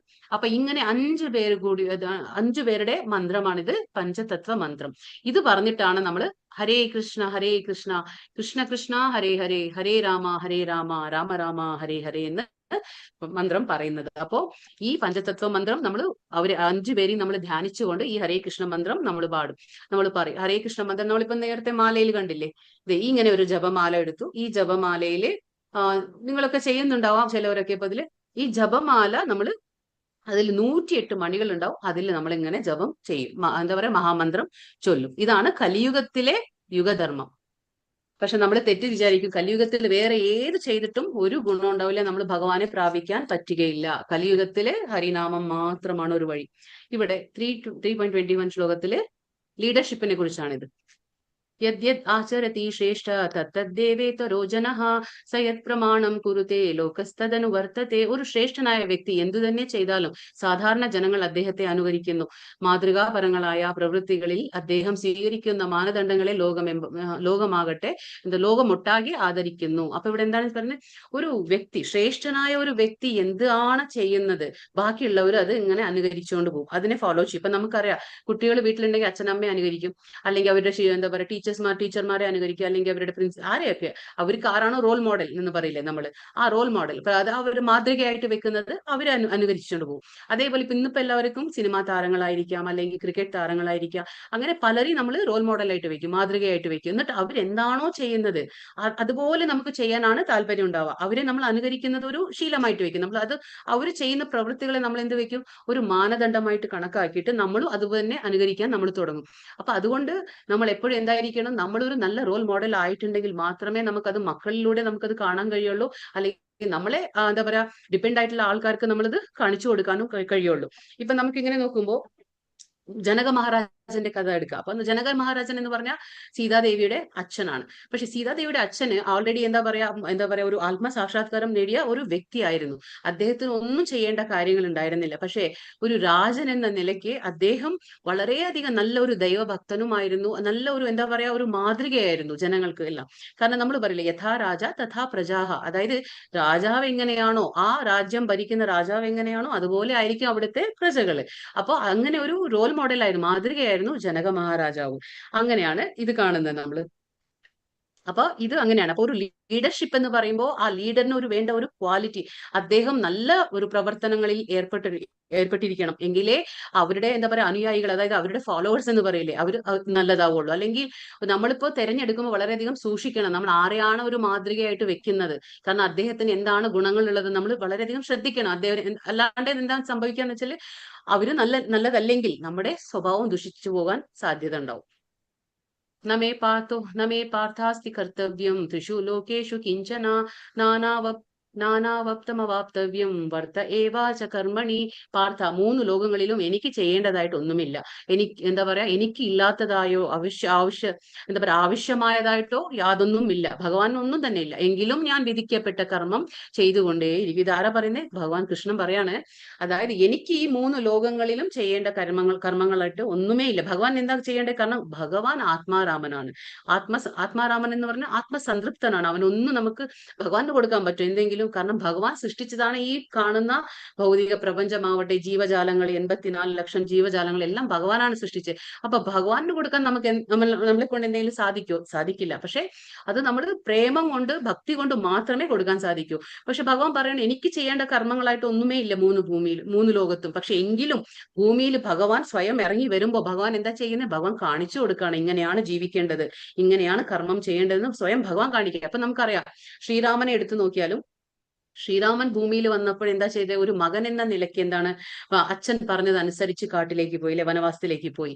എന്നിട്ട് അവിടെ ഇരിക്കുമ്പോഴാണ് മനസ്സിലാകുന്നത് ദശരഥ മഹാരാജാവ് മരിക്കുകയാണെന്ന്. അപ്പൊ ദശരഥ മഹാരാജാവ് മരിക്കാന്ന് മനസ്സിലാക്കിയപ്പോൾ ശ്രീരാമൻ എന്ത് ചെയ്തു? കാട്ടിലിരുന്നു കൊണ്ട് തന്നെ ആ ഉദകക്രിയ, അതായത് ശ്രാദ്ധകർമ്മങ്ങളും നടത്തി. എന്തുകൊണ്ടാണ്? ഇത് മറ്റുള്ളവർക്ക് പറഞ്ഞു കൊടുക്കാണ്. ഒരു മകൻ എന്ന നിലയ്ക്ക് നമുക്ക് ഈ ജന്മം, നമ്മൾ എന്താ പറയാ നമ്മുടെ ഈ ശരീരം തന്ന മാതാപിതാക്കളെ നമ്മൾ മാനിക്കണം. നമ്മൾ അവർക്ക് എന്താ പറയാ അവര് മരിച്ചുപോയാൽ, കാരണം നമ്മുടെ ഈ മൂല്യമായ ഈ ദേഹം, ഈ ശരീരം ആരാണ് നൽകിയിട്ടുള്ളത്? നമുക്ക് നമ്മുടെ അച്ഛനമ്മമാർ. അപ്പൊ ആ അച്ഛനമ്മമാരെ നമ്മൾ ആദരിക്കണം, ബഹുമാനിക്കണം. അപ്പൊ അവര് മരിച്ചുപോയാൽ അവർക്ക് വേണ്ടുന്ന ശ്രാദ്ധകർമ്മങ്ങളാവട്ടെ, ഉദകക്രിയകളൊക്കെ നമ്മൾ ചെയ്തു കൊടുക്കണം എന്ന് കാണിച്ചു തന്നു. അതേപോലെ ഒരു നല്ലൊരു ജ്യേഷ്ഠൻ എന്ന നിലയ്ക്ക് ഭരതനും ശത്രുഘ്നനും ലക്ഷ്മണനും ഒക്കെ ഒരു മാതൃകയായിരുന്നു ശ്രീരാമൻ. അതേപോലെ ഒരു നല്ലൊരു ഭർത്താവായിരുന്നു. ആർക്ക് വേണ്ടിയിട്ടും? ഒരു സീതാദേവിക്ക് ബുദ്ധിമുട്ട് വന്നപ്പോൾ എന്താ ചെയ്ത ശ്രീരാമൻ ലങ്കയിൽ പോയി രാവണനോട് യുദ്ധം ചെയ്ത് സീതാദേവിയെ സംരക്ഷിച്ചു. അങ്ങനെ അതേപോലെ കൃഷ്ണൻ അവതരിച്ചപ്പോൾ ഇവിടെ എന്താണ് സംഭവിച്ചത്? സ്വന്തം എന്താ പറയാ മാതാപിതാക്കളെ, അതായത് ദേവകി വസുദേവരെ രക്ഷിച്ചു. എവിടെ നിന്ന്? കംസനിൽ നിന്ന് മോചിപ്പിച്ചു അവരെ. അപ്പൊ ഇങ്ങനെയുള്ള കാര്യങ്ങളൊക്കെ ശ്രീരാമനാവട്ടെ, എന്താ പറയാ കൃഷ്ണനാവട്ടെ, അവരൊക്കെ കാണിച്ചു തരുന്നത് എന്താണ്? നമ്മൾ ഇവിടെ ഈ ഭൂമിയിൽ, കർമ്മഭൂമിയിൽ വരുമ്പോൾ നമുക്ക് വെറുതെ ഇരിക്കാൻ കഴിയില്ല, കർമ്മം ചെയ്യാതിരിക്കാൻ കഴിയില്ല ആർക്കും.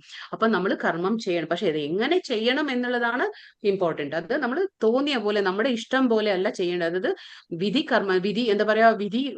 വിധിക്കപ്പെട്ട കർമ്മങ്ങൾ നമ്മൾ ചെയ്യണം എന്നാണ് ഇവിടെ കാണിച്ചു തരുന്നത്. നമ്മൾ അതിൽ നിന്നും വിമുഖരാകാൻ കഴിയില്ല. ഇതും വളരെയധികം ഇമ്പോർട്ടന്റ് ആയിട്ടുള്ള ഒരു ശ്ലോകമാണ്. പ്രകൃതേ ക്രിയമാണാനി ഗുണൈഃ കർമാണി സർവശഃ അഹങ്കാരാ വിമൂഢാത്മാ കർത്താഹം ഇതി മന്യത്തെ.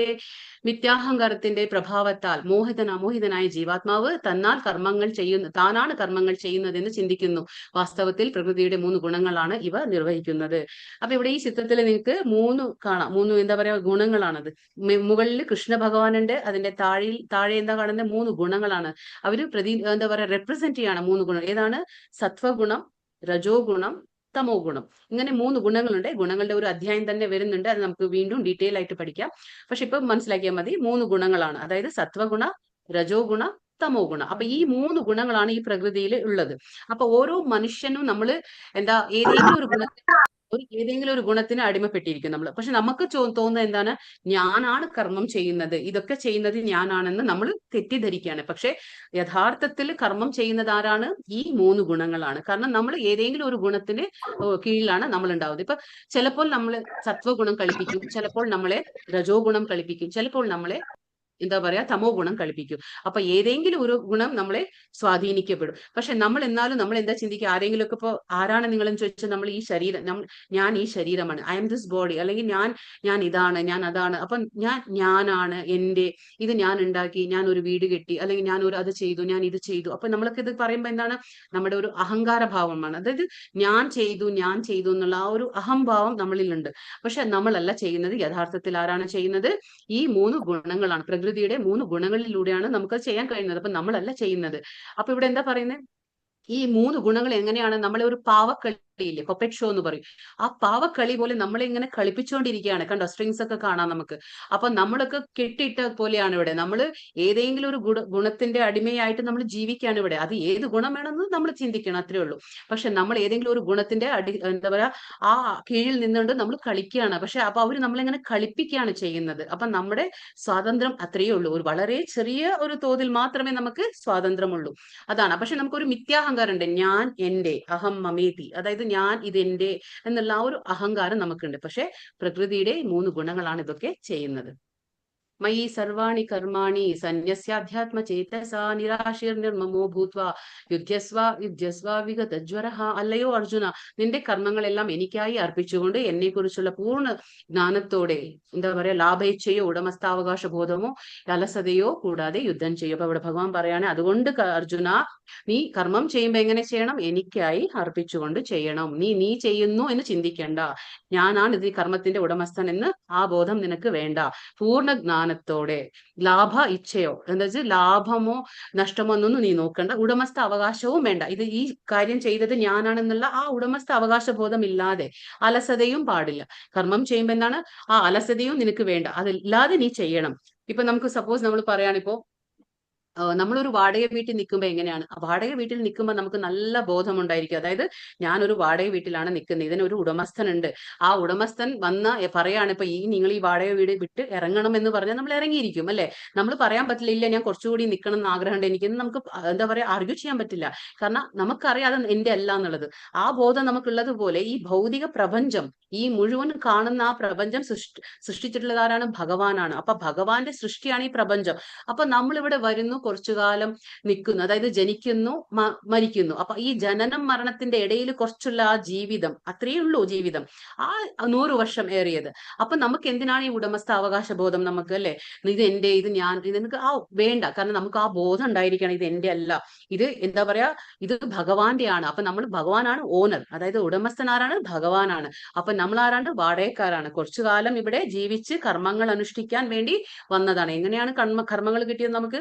പഴയ ജന്മത്തിൽ നമ്മൾ ചെയ്ത ഓരോ കർമ്മങ്ങൾ അതിന്റെ അടിസ്ഥാനത്തിൽ നമുക്കൊരു ദേഹം കിട്ടി. ഇപ്പോ അത് മനുഷ്യന്റെ ദേഹമായിരിക്കുക, സ്ത്രീ ആയിക്കോട്ടെ, പുരുഷനായിക്കോട്ടെ, ഒരു നായ ആയിക്കോട്ടെ, ഒരു പൂച്ചയായിക്കോട്ടെ, എന്തായിക്കോട്ടെ, അതൊക്കെ എന്താ പറയാ പൂർവ്വജന്മ ആ കർമ്മത്തിന്റെ അടിസ്ഥാനത്തിൽ കിട്ടുന്ന ഒന്നാണ്. അപ്പൊ നമുക്ക് ആ ബോധം ഉണ്ടായിരിക്കണം. ഇപ്പൊ ഉപനിഷത്തുകൾ എന്ന് പറഞ്ഞ് ഒരു എന്താ പറയാ ഒരുപാട് ഉപനിഷത്തുകളുണ്ട്. ആ ഉപനിഷത്തിൽ ഒരു ഇമ്പോർട്ടന്റ് ആയിട്ടുള്ള ഉപനിഷത്താണ് ഈശോപനിഷത്ത് എന്ന് പറയും. അതിൽ ഒരു ആദ്യത്തെ ശ്ലോകം തന്നെ പറയുന്നത് ഈശാവാസ്യം ഇതം സർവം യത്കിഞ്ച ജഗത്യാം ജഗത്ത് എന്ന് പറയും. അതായത് തേന തെക്തേന ഭുഞ്ചിത മാഗൃഢ കസ്യ സ്വിദ്ധം. അതായത് ഈ കാണുന്ന ഭൗതിക പ്രപഞ്ചം മുഴുവൻ ഈശാവാസ്യമാണ്, കൃഷ്ണന്റേതാണ്. അതെല്ലാം കൃഷ്ണന്റെയാണ്. നമുക്ക് യാതൊരു അധികാരവുമില്ല എന്റെ എന്ന് പറയാൻ. അപ്പൊ എല്ലാം ഭഗവാന്റെയാണ്. അപ്പൊ ആ ബോധം നമ്മളിൽ വെച്ചുകൊണ്ട് ഭഗവാൻ ഓരോരുത്തർക്കും ഓരോ കോട്ട കൊടുത്തിട്ടുണ്ട്. നിനക്ക് നിന്റെ കർമ്മം അനുസരിച്ച് നീ ഇത്ര കാലം ജീവിക്കും, ഇത്ര വിദ്യ നേടും, ഇത്ര സമ്പത്ത് നേടും, ഇത്രയൊക്കെ തന്നെ. അത് കഴിഞ്ഞാൽ നമ്മൾ മരിച്ചു പോകുന്നു. അപ്പൊ ഭഗവാൻ ഓരോരുത്തർക്കും കോട്ട കൊടുത്തിട്ടുണ്ട്. നമുക്ക് മറ്റൊരാളെ കണ്ട് അസൂയപ്പെടാനൊന്നുമില്ല. കാരണം എന്താണെന്ന് വെച്ചാൽ അത് അവരുടെ കോട്ട. മറ്റൊരാൾക്ക് ഇപ്പൊ നമ്മളെക്കാൾ നല്ല എന്താ പറയാ വിദ്യാഭ്യാസവും സൗന്ദര്യവും സമ്പത്തും ഒക്കെ ഉണ്ടെങ്കിൽ അത് അവരുടെ കോട്ട. നമുക്ക് എത്ര കോട്ട കിട്ടിയിട്ടുണ്ടോ അതനുസരിച്ച് നമുക്ക് ഇവിടെ ജീവിക്കണം. ജീവിച്ച് നമ്മൾ എന്താ പറയാ ഉടമസ്ഥ അവകാശ ബോധമില്ലാതെ നമ്മൾ എന്താ പറയാ ഭഗവാനിലെല്ലാം സമർപ്പിച്ച് നമ്മൾ ഇവിടുന്ന് പോകണം. അത്രയേ ഉള്ളൂ. അത് ഭഗവാനിന് സമർപ്പിക്കണം നമ്മൾ. അതാണ് ഭഗവാൻ അർജുനനോട് പറഞ്ഞു കൊടുക്കുന്നത്. ഏമേമം മതമിദം നിത്യം അനുതിഷ്ഠന്തി മാനവഃ ശ്രദ്ധാവാന്തോ അനുസൂയന്തോ മുച്യന്തേ തേവപി കർമ്മഭിഹി. എന്റെ ആജ്ഞാനുസാരം സ്വകർമ്മങ്ങൾ നിർവഹിക്കുകയും അസൂയ കൂടാതെ വിശ്വാസപൂർവ്വം ഈ ഉപദേശങ്ങൾ അനുസരിക്കുകയും ചെയ്യുന്നവർ കർമ്മഫലങ്ങളുടെ കുടുക്കിൽ നിന്ന് മോചനം നേടുന്നു. എങ്ങനെയാണ് നമുക്ക് ഈ കർമ്മഫലത്തിന്റെ കുടുക്കിൽ നിന്ന് മോചനം നേടാൻ കഴിയുക? അതായത് ഭഗവാന്റെ ആജ്ഞ എവിടെയാണ്? ഉപദേശം എവിടെയാണ്? ഭഗവത്ഗീത. ഭഗവാൻ പറയുന്നുണ്ട് എങ്ങനെയാണ് ജീവിക്കേണ്ടത്. അപ്പൊ ഭഗവാന്റെ ആജ്ഞ അനുസാരം നമ്മൾ നമ്മുടെ സ്വകർമ്മങ്ങൾ, നമ്മൾ പറഞ്ഞില്ലേ ഇന്നലെ സ്വധർമ്മ സനാതന ധർമ്മ പറഞ്ഞു. അപ്പൊ നമുക്കൊരു സ്വധർമ്മം ഉണ്ട്. ആ സ്വധർമ്മം ചെയ്യുമ്പോഴും നമുക്ക് ആലോചിക്കണം, നമുക്കൊരു ജന്മം കിട്ടിക്കഴിഞ്ഞു, അത് സ്ത്രീയുടെ ആയിക്കോട്ടെ പുരുഷന്റെ ആയിക്കോട്ടെ, ആ ജന്മത്തിൽ നമുക്കൊരു കർമ്മങ്ങളുണ്ട്, നിയത കർമ്മങ്ങൾ. അത് നമ്മൾ ചെയ്യാം. പക്ഷെ ഉടമസ്ഥ അവകാശ ബോധമില്ലാതെ നിർവഹിക്കുകയും പിന്നെ അസൂയ കൂടാതെ. മറ്റൊരാൾക്ക് എന്തെങ്കിലും അവർക്ക് നല്ല നമ്മളെക്കാൾ മെച്ചപ്പെട്ടതുണ്ടെങ്കിൽ അസൂയ വേണ്ട. കാരണം അത് അവരുടെ കോട്ടയാണ്. അവർ മുൻജന്മത്തിൽ അവർ എന്തെങ്കിലും നല്ല കാര്യങ്ങൾ ചെയ്തിട്ടുണ്ടാവാം, അതുകൊണ്ട് അവർക്ക് അത് കിട്ടിക്കാണും.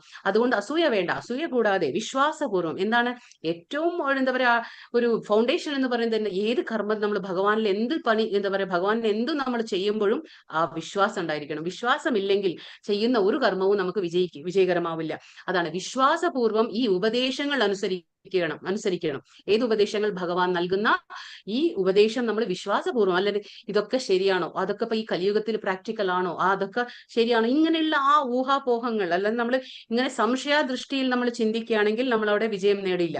ഭഗവാന്റെ ഒരു കരുണവും നമുക്ക് ലഭിക്കില്ല. അതുകൊണ്ടാണ് വിശ്വാസപൂർവ്വം നമ്മൾ ഈ ഉപദേശങ്ങളൊക്കെ അനുസരിക്കുകയും ചെയ്യുന്നവർക്ക് കർമ്മഫലങ്ങളുടെ കുടുക്കിൽ നിന്ന് മോചനം നേടാൻ കഴിയുമെന്ന് ഭഗവാൻ പറഞ്ഞു കൊടുക്കുകയാണ് അർജുനനോട്. ത്വദഭ്യസൂയന്തോ നാനുതിഷ്ഠന്തി മേ മതം സർവജ്ഞാന വിമൂഢാംസാൻ വിദ്ധി നഷ്ടാന ചേതസഃ. അസൂയാലുകളായി എന്റെ ഉപദേശങ്ങളെ അവഗണിക്കുകയും അനുസരിക്കാതിരിക്കുകയും ചെയ്യുന്നവരെ ഒട്ടും അറിവില്ലാത്തവരും മൂഢരുമായി കണക്കാക്കണം. ആരാണ് മൂഢരും? മൂഢ എന്ന് പറഞ്ഞ ഫൂൽ എന്ന് പറയില്ല നമ്മള്, ആ ഫൂൽ അത് കണക്കാക്കണം. എങ്ങനെയാണ്? ഒട്ടും അറിവില്ലാത്തവരാണ്. അപ്പൊ അസൂയാലു ആരാണോ അസൂയ കൊണ്ട്, അതായത് എൻവി എന്ന് പറയും നമ്മൾ, ജലസ് എന്നൊക്കെ പറയും, എൻവി.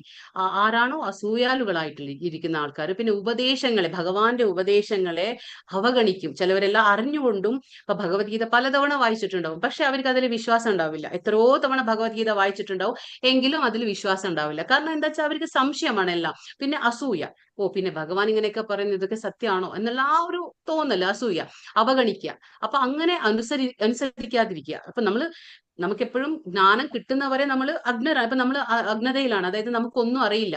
പക്ഷെ ഒരിക്കൽ നമുക്ക് ജ്ഞാനം കിട്ടിക്കഴിഞ്ഞിട്ടും നമ്മൾ അത് അനുസരിക്കുന്നില്ലെങ്കിൽ എന്താണ്? അത് നമ്മൾ വിഡ്ഢികളല്ലേ?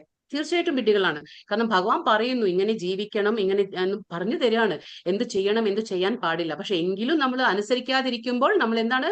നമ്മൾ മൂഢരും അറിവില്ലാത്തവരുമാണ്. അതായത് നമ്മൾ വിഡ്ഢികളാണ്, അതായത് നമ്മൾ ഫൂൾസ് ആണ്. ഭഗവാൻ പറയാണ് അവരെ അങ്ങനെ കണക്കാക്കണം. പൂർണ്ണത നേടുന്നതിനുള്ള അവരുടെ യത്നങ്ങൾ വിഫലമാക്കപ്പെടും.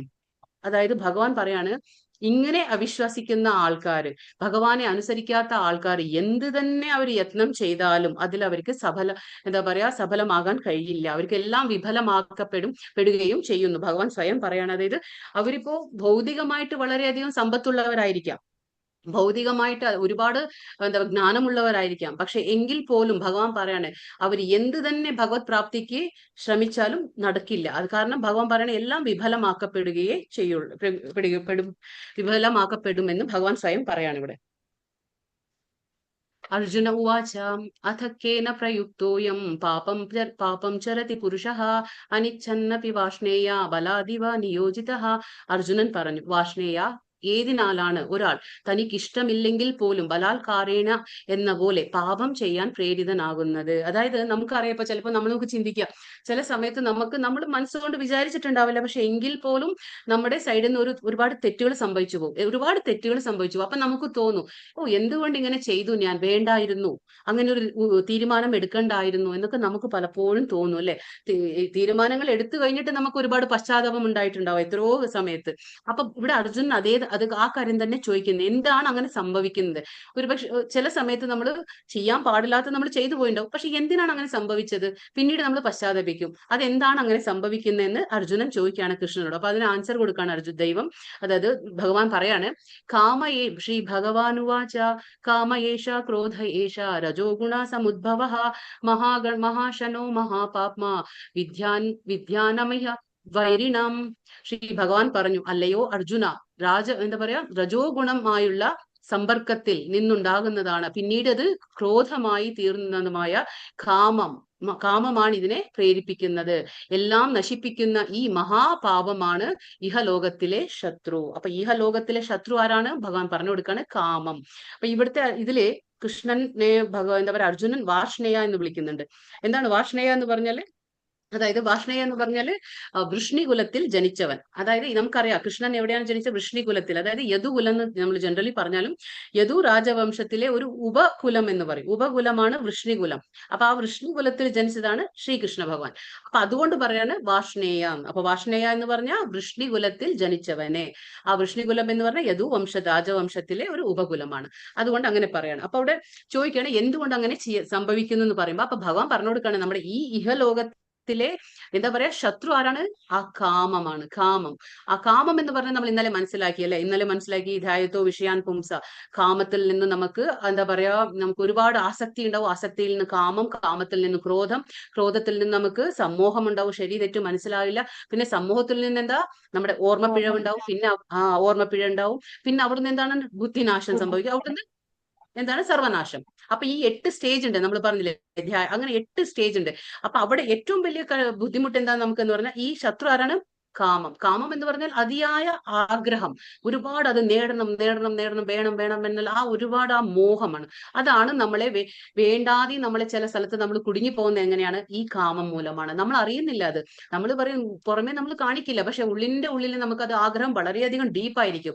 അപ്പോഴാണ് ചില സമയത്ത് നമ്മൾ തെറ്റ് ചെയ്തു പോകുന്നത്. അതായത് എങ്ങനെയെങ്കിലും അത് നേടണം എന്നുള്ള ഇതാവുമ്പോൾ നമുക്ക് സമ്മോഹം ഉണ്ടാവും. അതായത് ശരി തെറ്റ് മനസ്സിലാക്കാതെ ആയി പോകും, നമ്മൾ ബുദ്ധിയൊക്കെ നശിച്ചു പോകും. അപ്പോഴാണ് നമ്മൾ ചെന്ന് കുടുങ്ങുന്നത് ഓരോന്നിലും. എന്നിട്ട് നമ്മൾ പശ്ചാത്തപിക്കും, അയ്യോ വേണ്ടായിരുന്നു, ഇങ്ങനെ ചെയ്യേണ്ടായിരുന്നു. അപ്പൊ ഭഗവാൻ പറയണേ, കാമമാണ്, അത് രജോ ഗുണമാണ്. 3 ഗുണങ്ങൾ നമ്മൾ പറഞ്ഞില്ലേ, സത്വഗുണം, രജോ ഗുണം, തമോ ഗുണം. അപ്പൊ അതിൽ രജോ ഗുണത്തിൽ പെടുന്നതാണ് കാമം. അപ്പൊ ഈ കാമം മൂലമാണ് ക്രോധം ഉണ്ടാകുന്നതും ഈ ക്രോധത്തിൽ നിന്നാണ് സർവനാശം നമുക്ക് ഉണ്ടാകുന്നതും എന്ന് ഭഗവാൻ പറഞ്ഞു കൊടുക്കണം. അങ്ങനെയാണ് നമ്മൾ വേണ്ട എന്ന് വിചാരിച്ചാലും ചില തെറ്റുകളൊക്കെ നമ്മളെ കൊണ്ട് സംഭവിച്ചു പോകുന്നത് എന്ന് ഭഗവാൻ പറയണേ. ഇതാണ് നമ്മളെ പാപം ചെയ്യാൻ പ്രേരിപ്പിക്കുന്നത്. ഏതാണ്? കാമമാണ് നമ്മളെ പാപം ചെയ്യാൻ പ്രേരിപ്പിക്കുന്നത്. അവസാനം അത് ആഗ്രഹത്തെ നേടാൻ നമ്മൾ ഏത് വഴിയും സ്വീകരിക്കാൻ വേണ്ടി നമ്മൾ മുന്നോട്ട് പോകും. അതാണ് ഈ സംഭവിക്കുന്നത്. ഈ കാമത്തിൽ നിന്നാണ് ഇതെല്ലാം സംഭവിക്കുന്നതെന്ന് ഭഗവാൻ പറഞ്ഞു കൊടുക്കുകയാണ്. ഇപ്പൊ നമ്മൾ പറഞ്ഞു കാമമാണ് നമ്മുടെ ശത്രു. അപ്പൊ ഈ കാമം എങ്ങനെയാണ് നമ്മുടെ അവബോധത്തെ ആവരണം ചെയ്തിരിക്കുന്നത്? അതായത് മനുഷ്യരായിക്കോട്ടെ, മൃഗങ്ങളായിക്കോട്ടെ, വൃക്ഷങ്ങളായിക്കോട്ടെ, ഈ എല്ലാവർക്കും അവബോധമുണ്ട്. അത് പക്ഷെ എന്നാ എന്ത് പറഞ്ഞാല്, മനുഷ്യർക്കുള്ളത്രേ മൃഗങ്ങൾക്കില്ല, മൃഗങ്ങൾക്കുള്ളത്ര പോലും വൃക്ഷങ്ങൾക്കില്ല. പക്ഷെ അവബോധം എല്ലാവർക്കും ഉണ്ട്, പക്ഷെ ഓരോ തോതിലാന്ന് മാത്രം. അപ്പൊ അതുകൊണ്ട് ഡിഗ്രി എന്ന് പറയും നമ്മൾ. ഓരോ ഡിഗ്രിയിലാണ് അവബോധം. അപ്പൊ ഈ അവബോധത്തെ എങ്ങനെയാണ് ആവരണം ചെയ്തിട്ടുള്ളത്? ആര്? കാമം. ഈ കാമം എങ്ങനെ ആവരണം ചെയ്യും നമുക്ക് നോക്കാം. ധൂമേനാമ്രിയത്തെ യഥാദർശോ മലേന ച യഥോൽബേന ആവൃതോ ഗർഭസ്ഥതാത് തേനേതാമാവൃതം.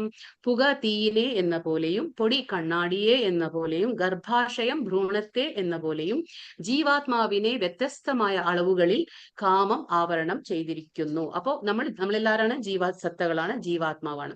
അപ്പൊ എല്ലാ ജീവാത്മങ്ങളുടെയും ഈ കാമം എങ്ങനെയാണ് ആവരണം? ഓരോ അളവിൽ ആവരണം ചെയ്തിരിക്കുകയാണ്. എങ്ങനെയാണ്? ഫസ്റ്റ് കാണിക്കുകയാണ്, പുക തീയിനെ എന്ന പോലെ. ഇതാരെയാണ് ഉപമിക്കുന്നത്? ഇത് നമ്മളെയാണ്, അതായത് നമ്മൾ എന്താ പറയാ മനുഷ്യന്മാരെയാണ്. അപ്പൊ പുക തീയിനെ എന്നത് മനുഷ്യന്മാർക്കുള്ള ഉപമയാണ്. പിന്നെ പൊടി കണ്ണാടി അതിനെ ആരെ സൂചിപ്പിക്കുന്നത്? എന്താ പറയാ മൃഗങ്ങളെയാണ്, പക്ഷികളും മൃഗങ്ങളെയാണ് സൂചിപ്പിക്കുന്നത് പൊടി കണ്ണാടി.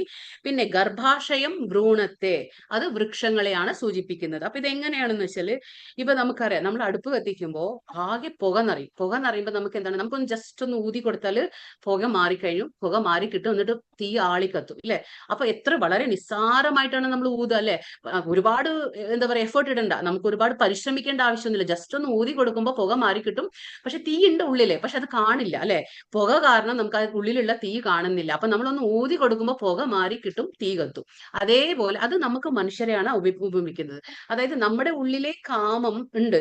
അപ്പൊ ആ കാമം നമ്മളെ ഇങ്ങനെയാണ് ആവരണം ചെയ്തിരിക്കുന്നത്. അപ്പൊ നമുക്ക് എന്താരോ ഒരു സത്സംഗം, അതായത് നമുക്കൊരു നല്ല സജ്ജന സംസർഗം കിട്ടുമ്പോൾ, നല്ലൊരു ഭക്തന്മാരുടെ സംഘം കിട്ടുമ്പോൾ, ഭഗവാന്റെ കാര്യങ്ങൾ നമുക്ക് കേൾക്കാൻ ഇടവരുമ്പോൾ, അപ്പൊ എന്താണ്, നമ്മുടെ അവബോധം നമ്മൾ ശുദ്ധീകരിക്കപ്പെടാണ്. എത്രേ എഫേർട്ട് മതി, വളരെ ചെറിയ തോതിൽ നമുക്കൊരു പ്രയാസം മതി, അപ്പൊ നമ്മുടെ അവബോധം ശുദ്ധീകരിക്കപ്പെടും. പിന്നീട് പറയാണ് പൊടി കണ്ണാടി എന്ന പോലെ, ഇത് പക്ഷി മൃഗാദികളെ സൂചിപ്പിക്കുകയാണ്. അപ്പൊ പൊടി കണ്ണാടി, അപ്പൊ നമ്മുടെ കണ്ണാടി പൊടി എന്താ പറയാ പൊടി നിറഞ്ഞു കഴിഞ്ഞാൽ നമുക്ക് അതിൽ നമ്മുടെ റിഫ്ലക്ഷൻ കാണില്ല അല്ലെ? നമുക്ക് മുഖം കാണാൻ പറ്റില്ല. അപ്പൊ നമ്മൾ എന്ത് ചെയ്യണം, കുറച്ച് എഫേർട്ട് ഒക്കെ ഇട്ടിട്ട് നമുക്കൊന്ന് തുടച്ചു കൊടുക്കണം. കണ്ണാടി ഒന്ന് തുടച്ചു കൊടുക്കുമ്പോൾ കണ്ണാടിയൊക്കെ വൃത്തിയായി അപ്പൊ അതിൽ കാണാം. അപ്പൊ ഇത് പക്ഷി മൃഗാദികളെയാണ് സൂചിപ്പിക്കുന്നത്. അതായത് അവരുടെ അവബോധം ഈ രീതിയിലാണ് കവർ ചെയ്തിട്ടുള്ളത്, ഈ രീതിയിലാണ് ആവരിക്കപ്പെട്ടിട്ടുള്ളത്. അപ്പൊ അവർക്ക് കുറച്ചും കൂടി പരിശ്രമം വേണം, നമ്മളെക്കാൾ കൂടുതൽ പക്ഷി മൃഗാദികൾക്ക് പരിശ്രമം വേണം.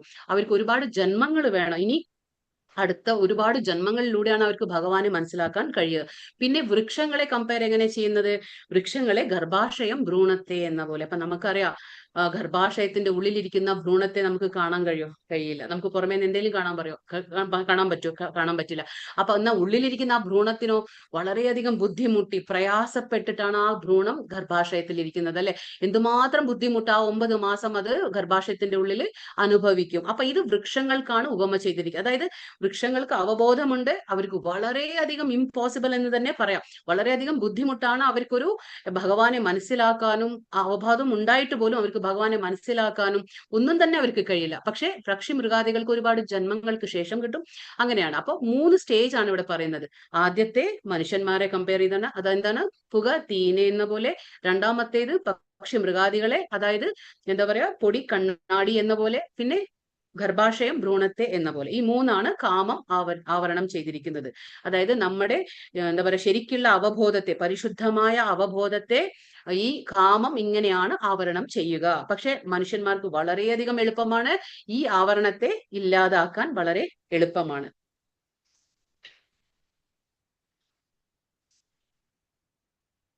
ഇന്ദ്രിയാണി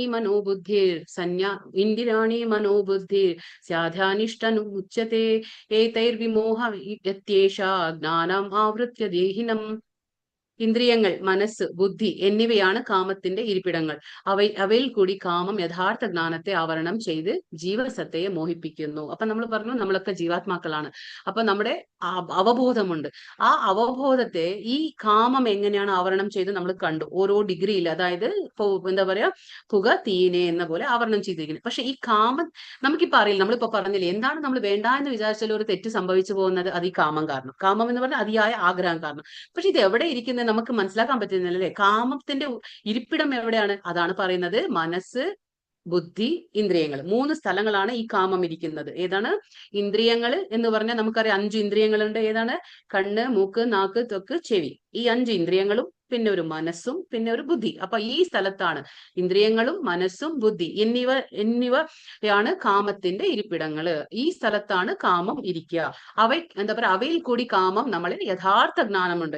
യഥാർത്ഥ ജ്ഞാനം എന്ന് പറഞ്ഞാൽ നമ്മൾ ഭഗവാന്റെ അംശമാണ്. ഭഗവാന്റെ അംശമായതുകൊണ്ട് നമ്മൾ തിരിച്ചു ഭഗവാന്റെ അടുത്തേക്ക് എത്തണം എന്നുള്ളതാണ് ശരിക്കുള്ള അവബോധം. പക്ഷെ അതിന് നമ്മളെ അനുവദിക്കില്ല. ഏത്? ഈ കാമം. അപ്പൊ അത് നമ്മളെ അതെല്ലാം മറന്നിട്ട് നമ്മളിവിടെ ജീവിക്കുക. എങ്ങനെ? നമ്മളിവിടെ എൻജോയ് ചെയ്യും. നമ്മളിവിടെ മറന്ന് ജീവിക്കുകയാണ്. നമ്മൾ എന്തിനാണ് ഈ ഭൂമിയിൽ വന്നത്, നമ്മളിവിടെ എന്താ ജോലി, നമ്മളിവിടെ എന്ത് ചെയ്തിട്ട് നമുക്ക് ഭഗവത് പ്രാപ്തി ഉണ്ടാക്കിയെടുക്കണം, നമ്മൾ മോക്ഷത്തിലേക്കുള്ള വഴി എന്താ, അതൊന്നും നമ്മൾ ചിന്തിക്കില്ല. കാരണം ഈ കാമം കാരണം. ഈ കാമം നമ്മളെ ആ യഥാർത്ഥ ജ്ഞാനമായ ആ എന്താ പറയാ മോക്ഷപ്രാപ്തിക്കുള്ള ആ വഴിയൊക്കെ അടയ്ക്കുകയാണ്. അടച്ചിട്ട് എന്താണ്, നമ്മളെ ആവരണം ചെയ്ത് നമ്മളെ ഇവിടെ മോഹിപ്പിച്ചു വെച്ചിരിക്കുകയാണ്. എവിടെ? ഈ ഭൗതിക പ്രപഞ്ചത്തിൽ. അതുകൊണ്ടാണ് നമുക്ക് ഈ കാണുന്നതൊക്കെ നമുക്ക് ഇഷ്ടപ്പെടുന്നതും നമ്മൾക്ക് ഇവിടെ വീണ്ടും വീണ്ടും ജനിച്ചു വരണം. നമ്മൾ വീണ്ടും വീണ്ടും ജനിക്കുകയാണ് ഇവിടെ. കാരണം നമ്മുടെ കാമം തീരുന്നില്ല, നമ്മുടെ ആഗ്രഹങ്ങൾ തീരുന്നില്ല. ആഗ്രഹങ്ങൾ തീരാതെ നമുക്ക് ഭഗവത് പ്രാപ്തിയും ഉണ്ടാകുന്നില്ല. ആഗ്രഹങ്ങൾ തീരണം. ജീവിച്ചിരിക്കെ നമുക്ക് ആ ആഗ്രഹങ്ങളൊക്കെ ഇല്ലാതായി നമുക്ക് എന്താണ് ഒരു ആഗ്രഹം ഉണ്ടാവേണ്ടത്? അത് ഭഗവത് പ്രാപ്തി. എങ്ങനെയാണ് എനിക്ക് മോക്ഷത്തിലേക്കുള്ള വഴി? ആ കാര്യങ്ങൾ നമ്മൾ ചിന്തിക്കണം, കൂടുതൽ കൂടുതൽ പ്രയത്നിക്കണം. അപ്പൊ ഈ മനസ്സും ബുദ്ധിയും ഇന്ദ്രിയങ്ങളിലാണ് ഈ കാമം ഇരിക്കുക. അപ്പൊ ഈ മനസ്സും ബുദ്ധി ഇന്ദ്രിയങ്ങളെ നമ്മൾ ശുദ്ധീകരിച്ചാൽ മാത്രമേ നമുക്ക് ഈ കാമത്തിൽ നിന്നൊരു മോചനം നേടാൻ പറ്റുള്ളൂ. പിന്നെ ഭഗവത് പ്രാപ്തിക്കുള്ള ഒരു വഴി നമുക്ക് കിട്ടുകയുള്ളൂ. തസ്മാത്വം ഇന്ദ്രിയാണ്യദൗ നിയമ്യ ഭരതർഷഭാ പാപ്മാനം പ്രജഹീയേനം ജ്ഞാനവിജ്ഞാനനാശനം. അതുകൊണ്ട് ഭരതർഷഭ എന്ന് പറഞ്ഞാൽ അർജുനനെ വിളിക്കുകയാണ്. ആദ്യമായി തന്നെ ഇന്ദ്രിയങ്ങളെ നിയന്ത്രിച്ചു ഈ മുദ്രയായ കാമത്തെ എന്താ പറയാ മുരടിപ്പിക്കുക. അപ്പൊ നമ്മൾ പറഞ്ഞു ഇന്ദ്രിയങ്ങള്, പിന്നെന്താ മനസ്സ്, ബുദ്ധി, ഇതിലാണ് കാമം ഇരിക്കുന്നത്. അപ്പൊ ഭഗവാൻ പറയാണ് ആദ്യമായി തന്നെ നിന്റെ ഇന്ദ്രിയങ്ങളെ നിയന്ത്രിക്കുക. നമുക്കറിയാം ഇന്ദ്രിയങ്ങളെ നിയന്ത്രിക്കാൻ വളരെയധികം ബുദ്ധിമുട്ടാണ്. വേണ്ട എന്ന് പറഞ്ഞാലും കാണേണ്ടാത്തത് കണ്ണ് കാണും, കേൾക്കേണ്ടാത്തത് ചെവി കേൾക്കും, അല്ലെ? പറയേണ്ടത് ബായ പറയും നമ്മൾ. അങ്ങനെയൊക്കെ തന്നെയാ. അപ്പൊ നമുക്ക് വേണ്ട എന്ന് പറഞ്ഞാലും നമ്മൾ അതൊക്കെ ചെയ്തോണ്ടു. എന്തുകൊണ്ടാണ്? നമ്മുടെ ആ ഇന്ദ്രിയങ്ങൾ പരിശുദ്ധമാകാൻ നമ്മൾ അനുവദിക്കുന്നില്ല, നമ്മൾ തന്നെ അനുവദിക്കുന്നില്ല. കാരണം ഇന്ദ്രിയങ്ങളെ പരിശുദ്ധമാക്കണമെങ്കിൽ ഇപ്പൊ നേരത്തെ പറഞ്ഞ പോലെ ഭഗവത് നാമം ജപിക്കണം. ഇന്ദ്രിയങ്ങളെ ഒരു വഴിയേ ഉള്ളൂ, എന്താണ്? ഹരിനാമ സങ്കീർത്തനം, ഹരേ കൃഷ്ണ മഹാമന്ത്രം ഉരുവിട്ടാൽ മാത്രമേ നമുക്ക് ഇന്ദ്രിയങ്ങളെ ശുദ്ധീകരിക്കാൻ പറ്റുള്ളൂ. പിന്നെ ഭഗവാന്റെ പ്രസാദം കഴിക്കുക. ഈ 2 കാര്യങ്ങൾ മാത്രമാണ് നമ്മളെ ശുദ്ധീകരിക്കുന്നത്. അല്ലാതെ ഒരിക്കലും വേറെ ഒന്നും തന്നെ ഇല്ല കലിയുഗത്തില്. പിന്നെ നിയന്ത്രിച്ച് ഈ പാപമുദ്രയെ കാമത്തെ മുരടിപ്പിക്കാൻ ഭഗവാൻ പറയാണ്. പിന്നെ ജ്ഞാനത്തെയും ആത്മസാക്ഷാത്കാരത്തെയും ഇല്ലാതാക്കുന്ന ഈ കാമത്തെ നശിപ്പിക്കുക. അതായത് നമ്മൾ പറഞ്ഞു കാമം എന്താ ചെയ്യുന്നത്? നമ്മളെ മോഹിപ്പിക്കുകയാണ്. ഈ ഭൗതിക പ്രപഞ്ചത്തിലെ ഓരോ പ്രലോഭനങ്ങൾ നമുക്ക് തന്നിട്ട് നമ്മൾക്ക് മോഹിപ്പിക്കുകയാണ്. അതായത് നമുക്ക് തോന്നാണ്, ഓ എന്ത് ഭംഗിയാ, ഇത് എന്ത് രസമാണ്, ഇവിടെ ജീവിക്കാൻ നല്ല സുഖമാണ്, അപ്പൊ നമ്മൾ തോക്കണം അടിച്ചു പൊളിക്കണം, ഇവിടെ ജീവിക്കണം. അതല്ല, അത് നമ്മളെ മോഹിപ്പിക്കുകയാണ്. ഏത്? ഈ കാമം. അത് നമ്മുടെ ശരിയായ ആ ഒരു ജ്ഞാനത്തെ അത് ആവരണം ചെയ്ത് നമ്മളെ കളിപ്പിക്കുകയാണ്, നമ്മളെ അത് ഫൂലാക്കുകയാണ്, നമ്മളെ വിഡ്ഢികളാക്കിക്കൊണ്ടിരിക്കുകയാണ്. ഏത്? ഈ കാമം.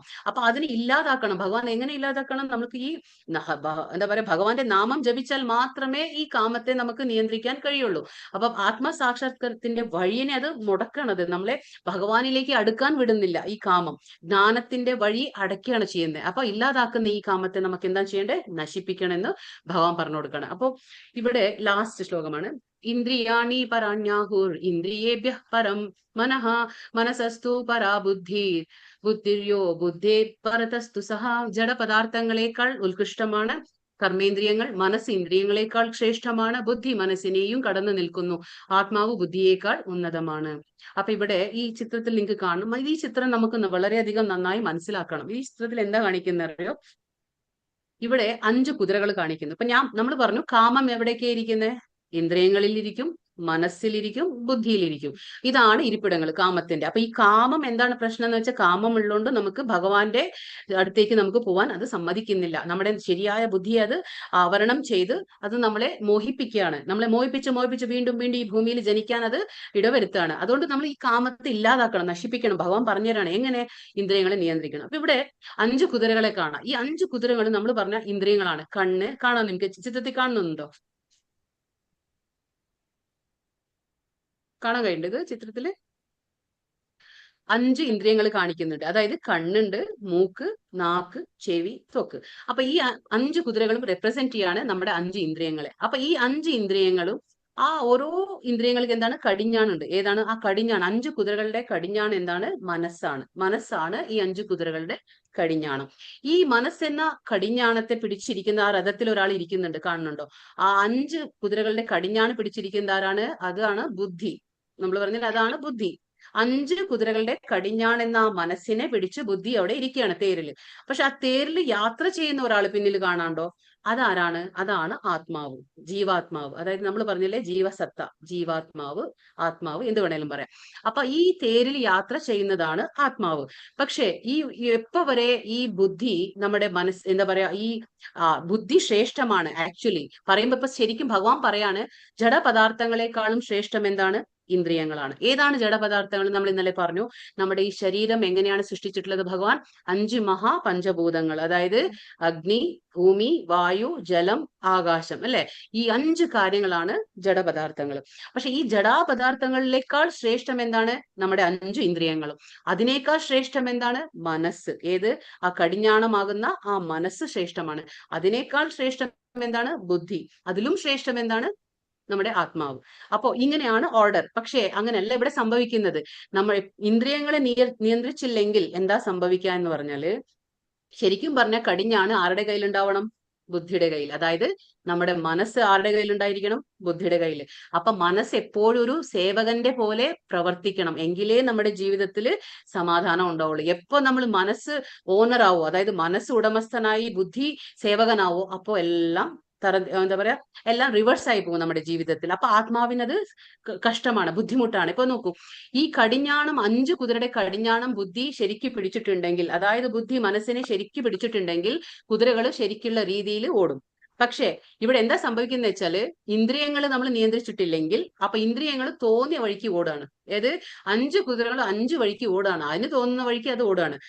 ചില നമ്മുടെ 5 ഇന്ദ്രിയങ്ങൾ, അതായത് കണ്ണ് അതിനിഷ്ടമുള്ളത് കണ്ണ് നോക്കുന്നു, പിന്നെ എന്താ പറയാ, നാക്ക് അതിനിഷ്ടമുള്ളത് അത് കഴിക്കുന്നു, ചെവി അതിനിഷ്ടമുള്ളത് അത് കേൾക്കുന്നു. അപ്പൊ 5 ഇന്ദ്രിയങ്ങൾ 5 വഴിക്ക് ഓടാണ്.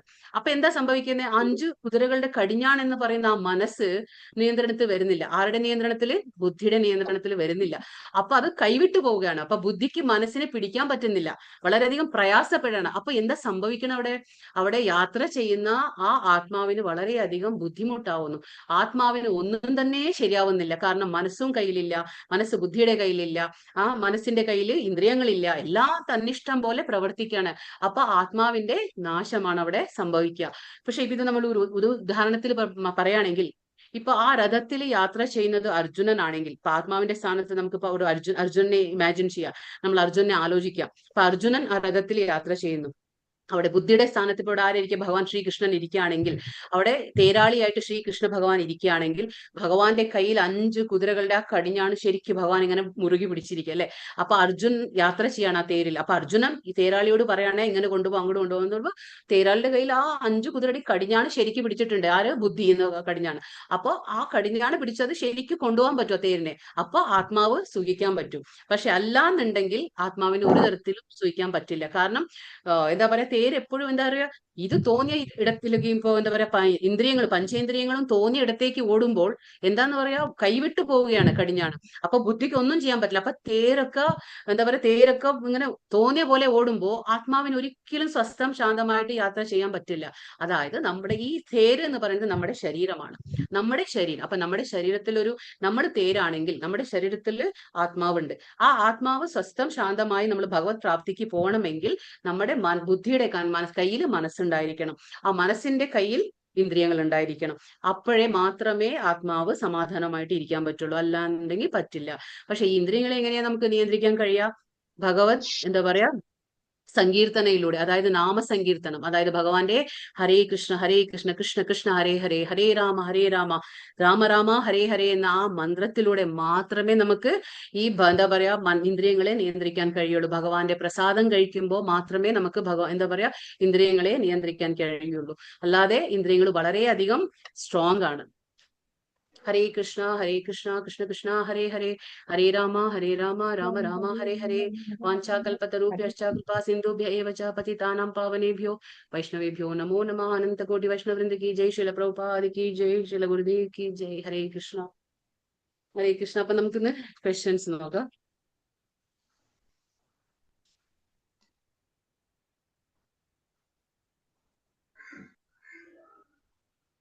തദേകം വദ എന്നതിന്റെ അർത്ഥം എന്താണ്? ശ്രേയസ്കരമായത് എന്താണോ അത് പറഞ്ഞു തരൂ.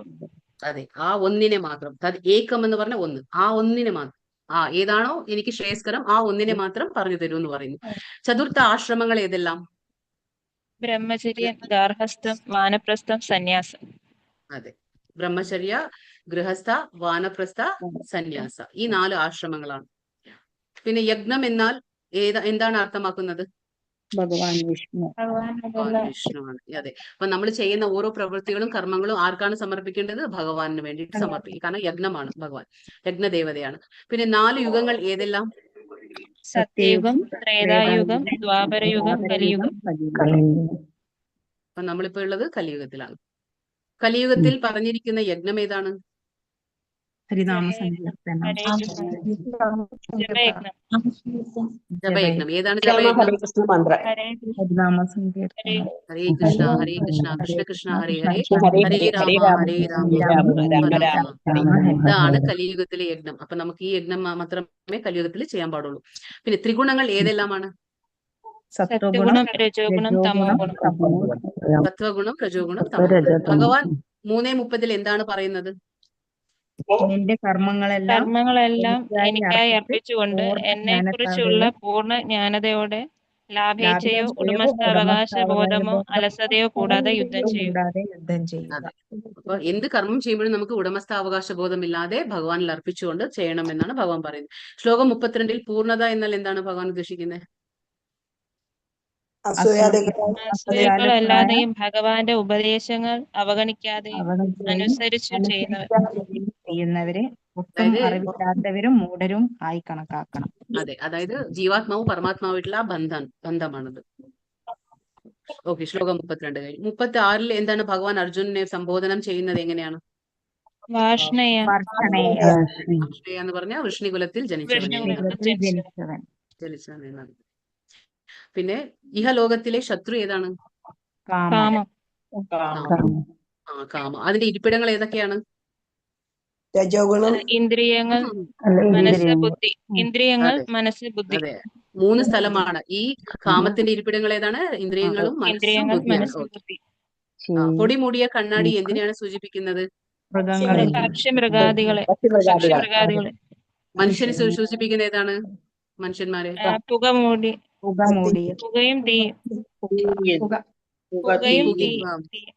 പുക തീയിനെ എന്ന പോലെ. വൃക്ഷങ്ങളെ സൂചിപ്പിക്കുന്നത് ഗർഭാശയം ഭ്രൂണവും. ഗർഭാശയം ഭ്രൂണത്തെ എന്ന പോലെ. പിന്നെ കാമത്തിന്റെ ഇരിപ്പിടങ്ങൾ നമ്മൾ പറഞ്ഞപ്പോ ഏതൊക്കെയാണ്? ഇന്ദ്രിയങ്ങൾ,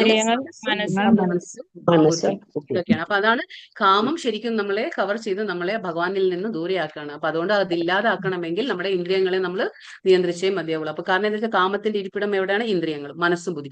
ഇന്ദ്രിയങ്ങൾ നിയന്ത്രണത്തിൽ വന്നു കഴിഞ്ഞാൽ എന്താണ്? സ്വാഭാവികമായും നമ്മുടെ മനസ്സ് നിയന്ത്രിതമാവും. പിന്നെ അവിടുന്ന് ബുദ്ധി നിയന്ത്രിതമാവും. അപ്പോൾ ഈ ബുദ്ധി നിയന്ത്രിക്കണമെങ്കിൽ മനസ്സ് നിയന്ത്രിതമാവണം. അത് നിയന്ത്രിക്കണമെങ്കിൽ നമുക്ക് എന്താണ്? ഇന്ദ്രിയങ്ങളെ നിയന്ത്രിക്കണം. അപ്പൊ മെയിൻ ആയിട്ട് ഇന്ദ്രിയങ്ങളെ നിയന്ത്രിക്കണം. അത് എങ്ങനെ സംഭവിക്കുക? ഹരിനാമ ജപത്തിലൂടെ മാത്രമേ സംഭവിക്കുള്ളൂ. കാരണം എന്താ പറയുക, നമ്മൾ വിചാരിക്കും നമ്മൾ ഇന്ദ്രിയത്തെ നിയന്ത്രിച്ചു എന്ന്. പക്ഷെ പറ്റില്ല.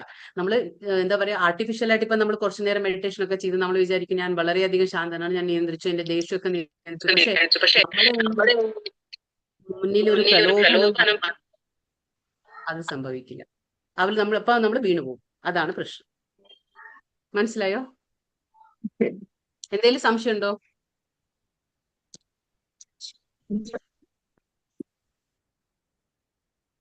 സംശയം ഉണ്ടോ എന്തെങ്കിലും? ഹരേ കൃഷ്ണ മാതാജി. ഹരേ കൃഷ്ണ. ശ്ലോകം പഠിക്കാനുള്ള ഗ്രൂപ്പ് ഇടുന്നുണ്ട്, അതും കൂടി ഒന്ന് പറയണേ. ഏത് ശ്ലോകം ചൊല്ലി പഠിക്കാനുള്ള ഒരു ഗ്രൂപ്പ് ഉണ്ടല്ലോ, അതിന്റെ ലിങ്ക് ഇന്നിടുന്നുണ്ട്. പറയണം. ഹരേ കൃഷ്ണ. അപ്പൊ എല്ലാവർക്കും നാളെ കാണാം 4-ാമത്തെ അധ്യായത്തില്. ഹരേ കൃഷ്ണ ഹരേ കൃഷ്ണ കൃഷ്ണ കൃഷ്ണ ഹരേ ഹരേ ഹരേ രാമ രാമ രാമ ഹരേ ഹരേ ഹരേ ഹരേ. ഹരേ കൃഷ്ണ. എല്ലാവർക്കും ഹരേ കൃഷ്ണ. ഹരേ കൃഷ്ണ. ഹരേ കൃഷ്ണ. ഹരേ കൃഷ്ണ. ഹരേ കൃഷ്ണ. ഹരേ കൃഷ്ണ. ഹരേ കൃഷ്ണ. ഹരേ കൃഷ്ണ. ഹരേ കൃഷ്ണ. ഹരേ കൃഷ്ണ. ഹരേ കൃഷ്ണ. ഹരേ കൃഷ്ണ. ഹരേ കൃഷ്ണ. ഹരേ കൃഷ്ണ. ഹരേ കൃഷ്ണ.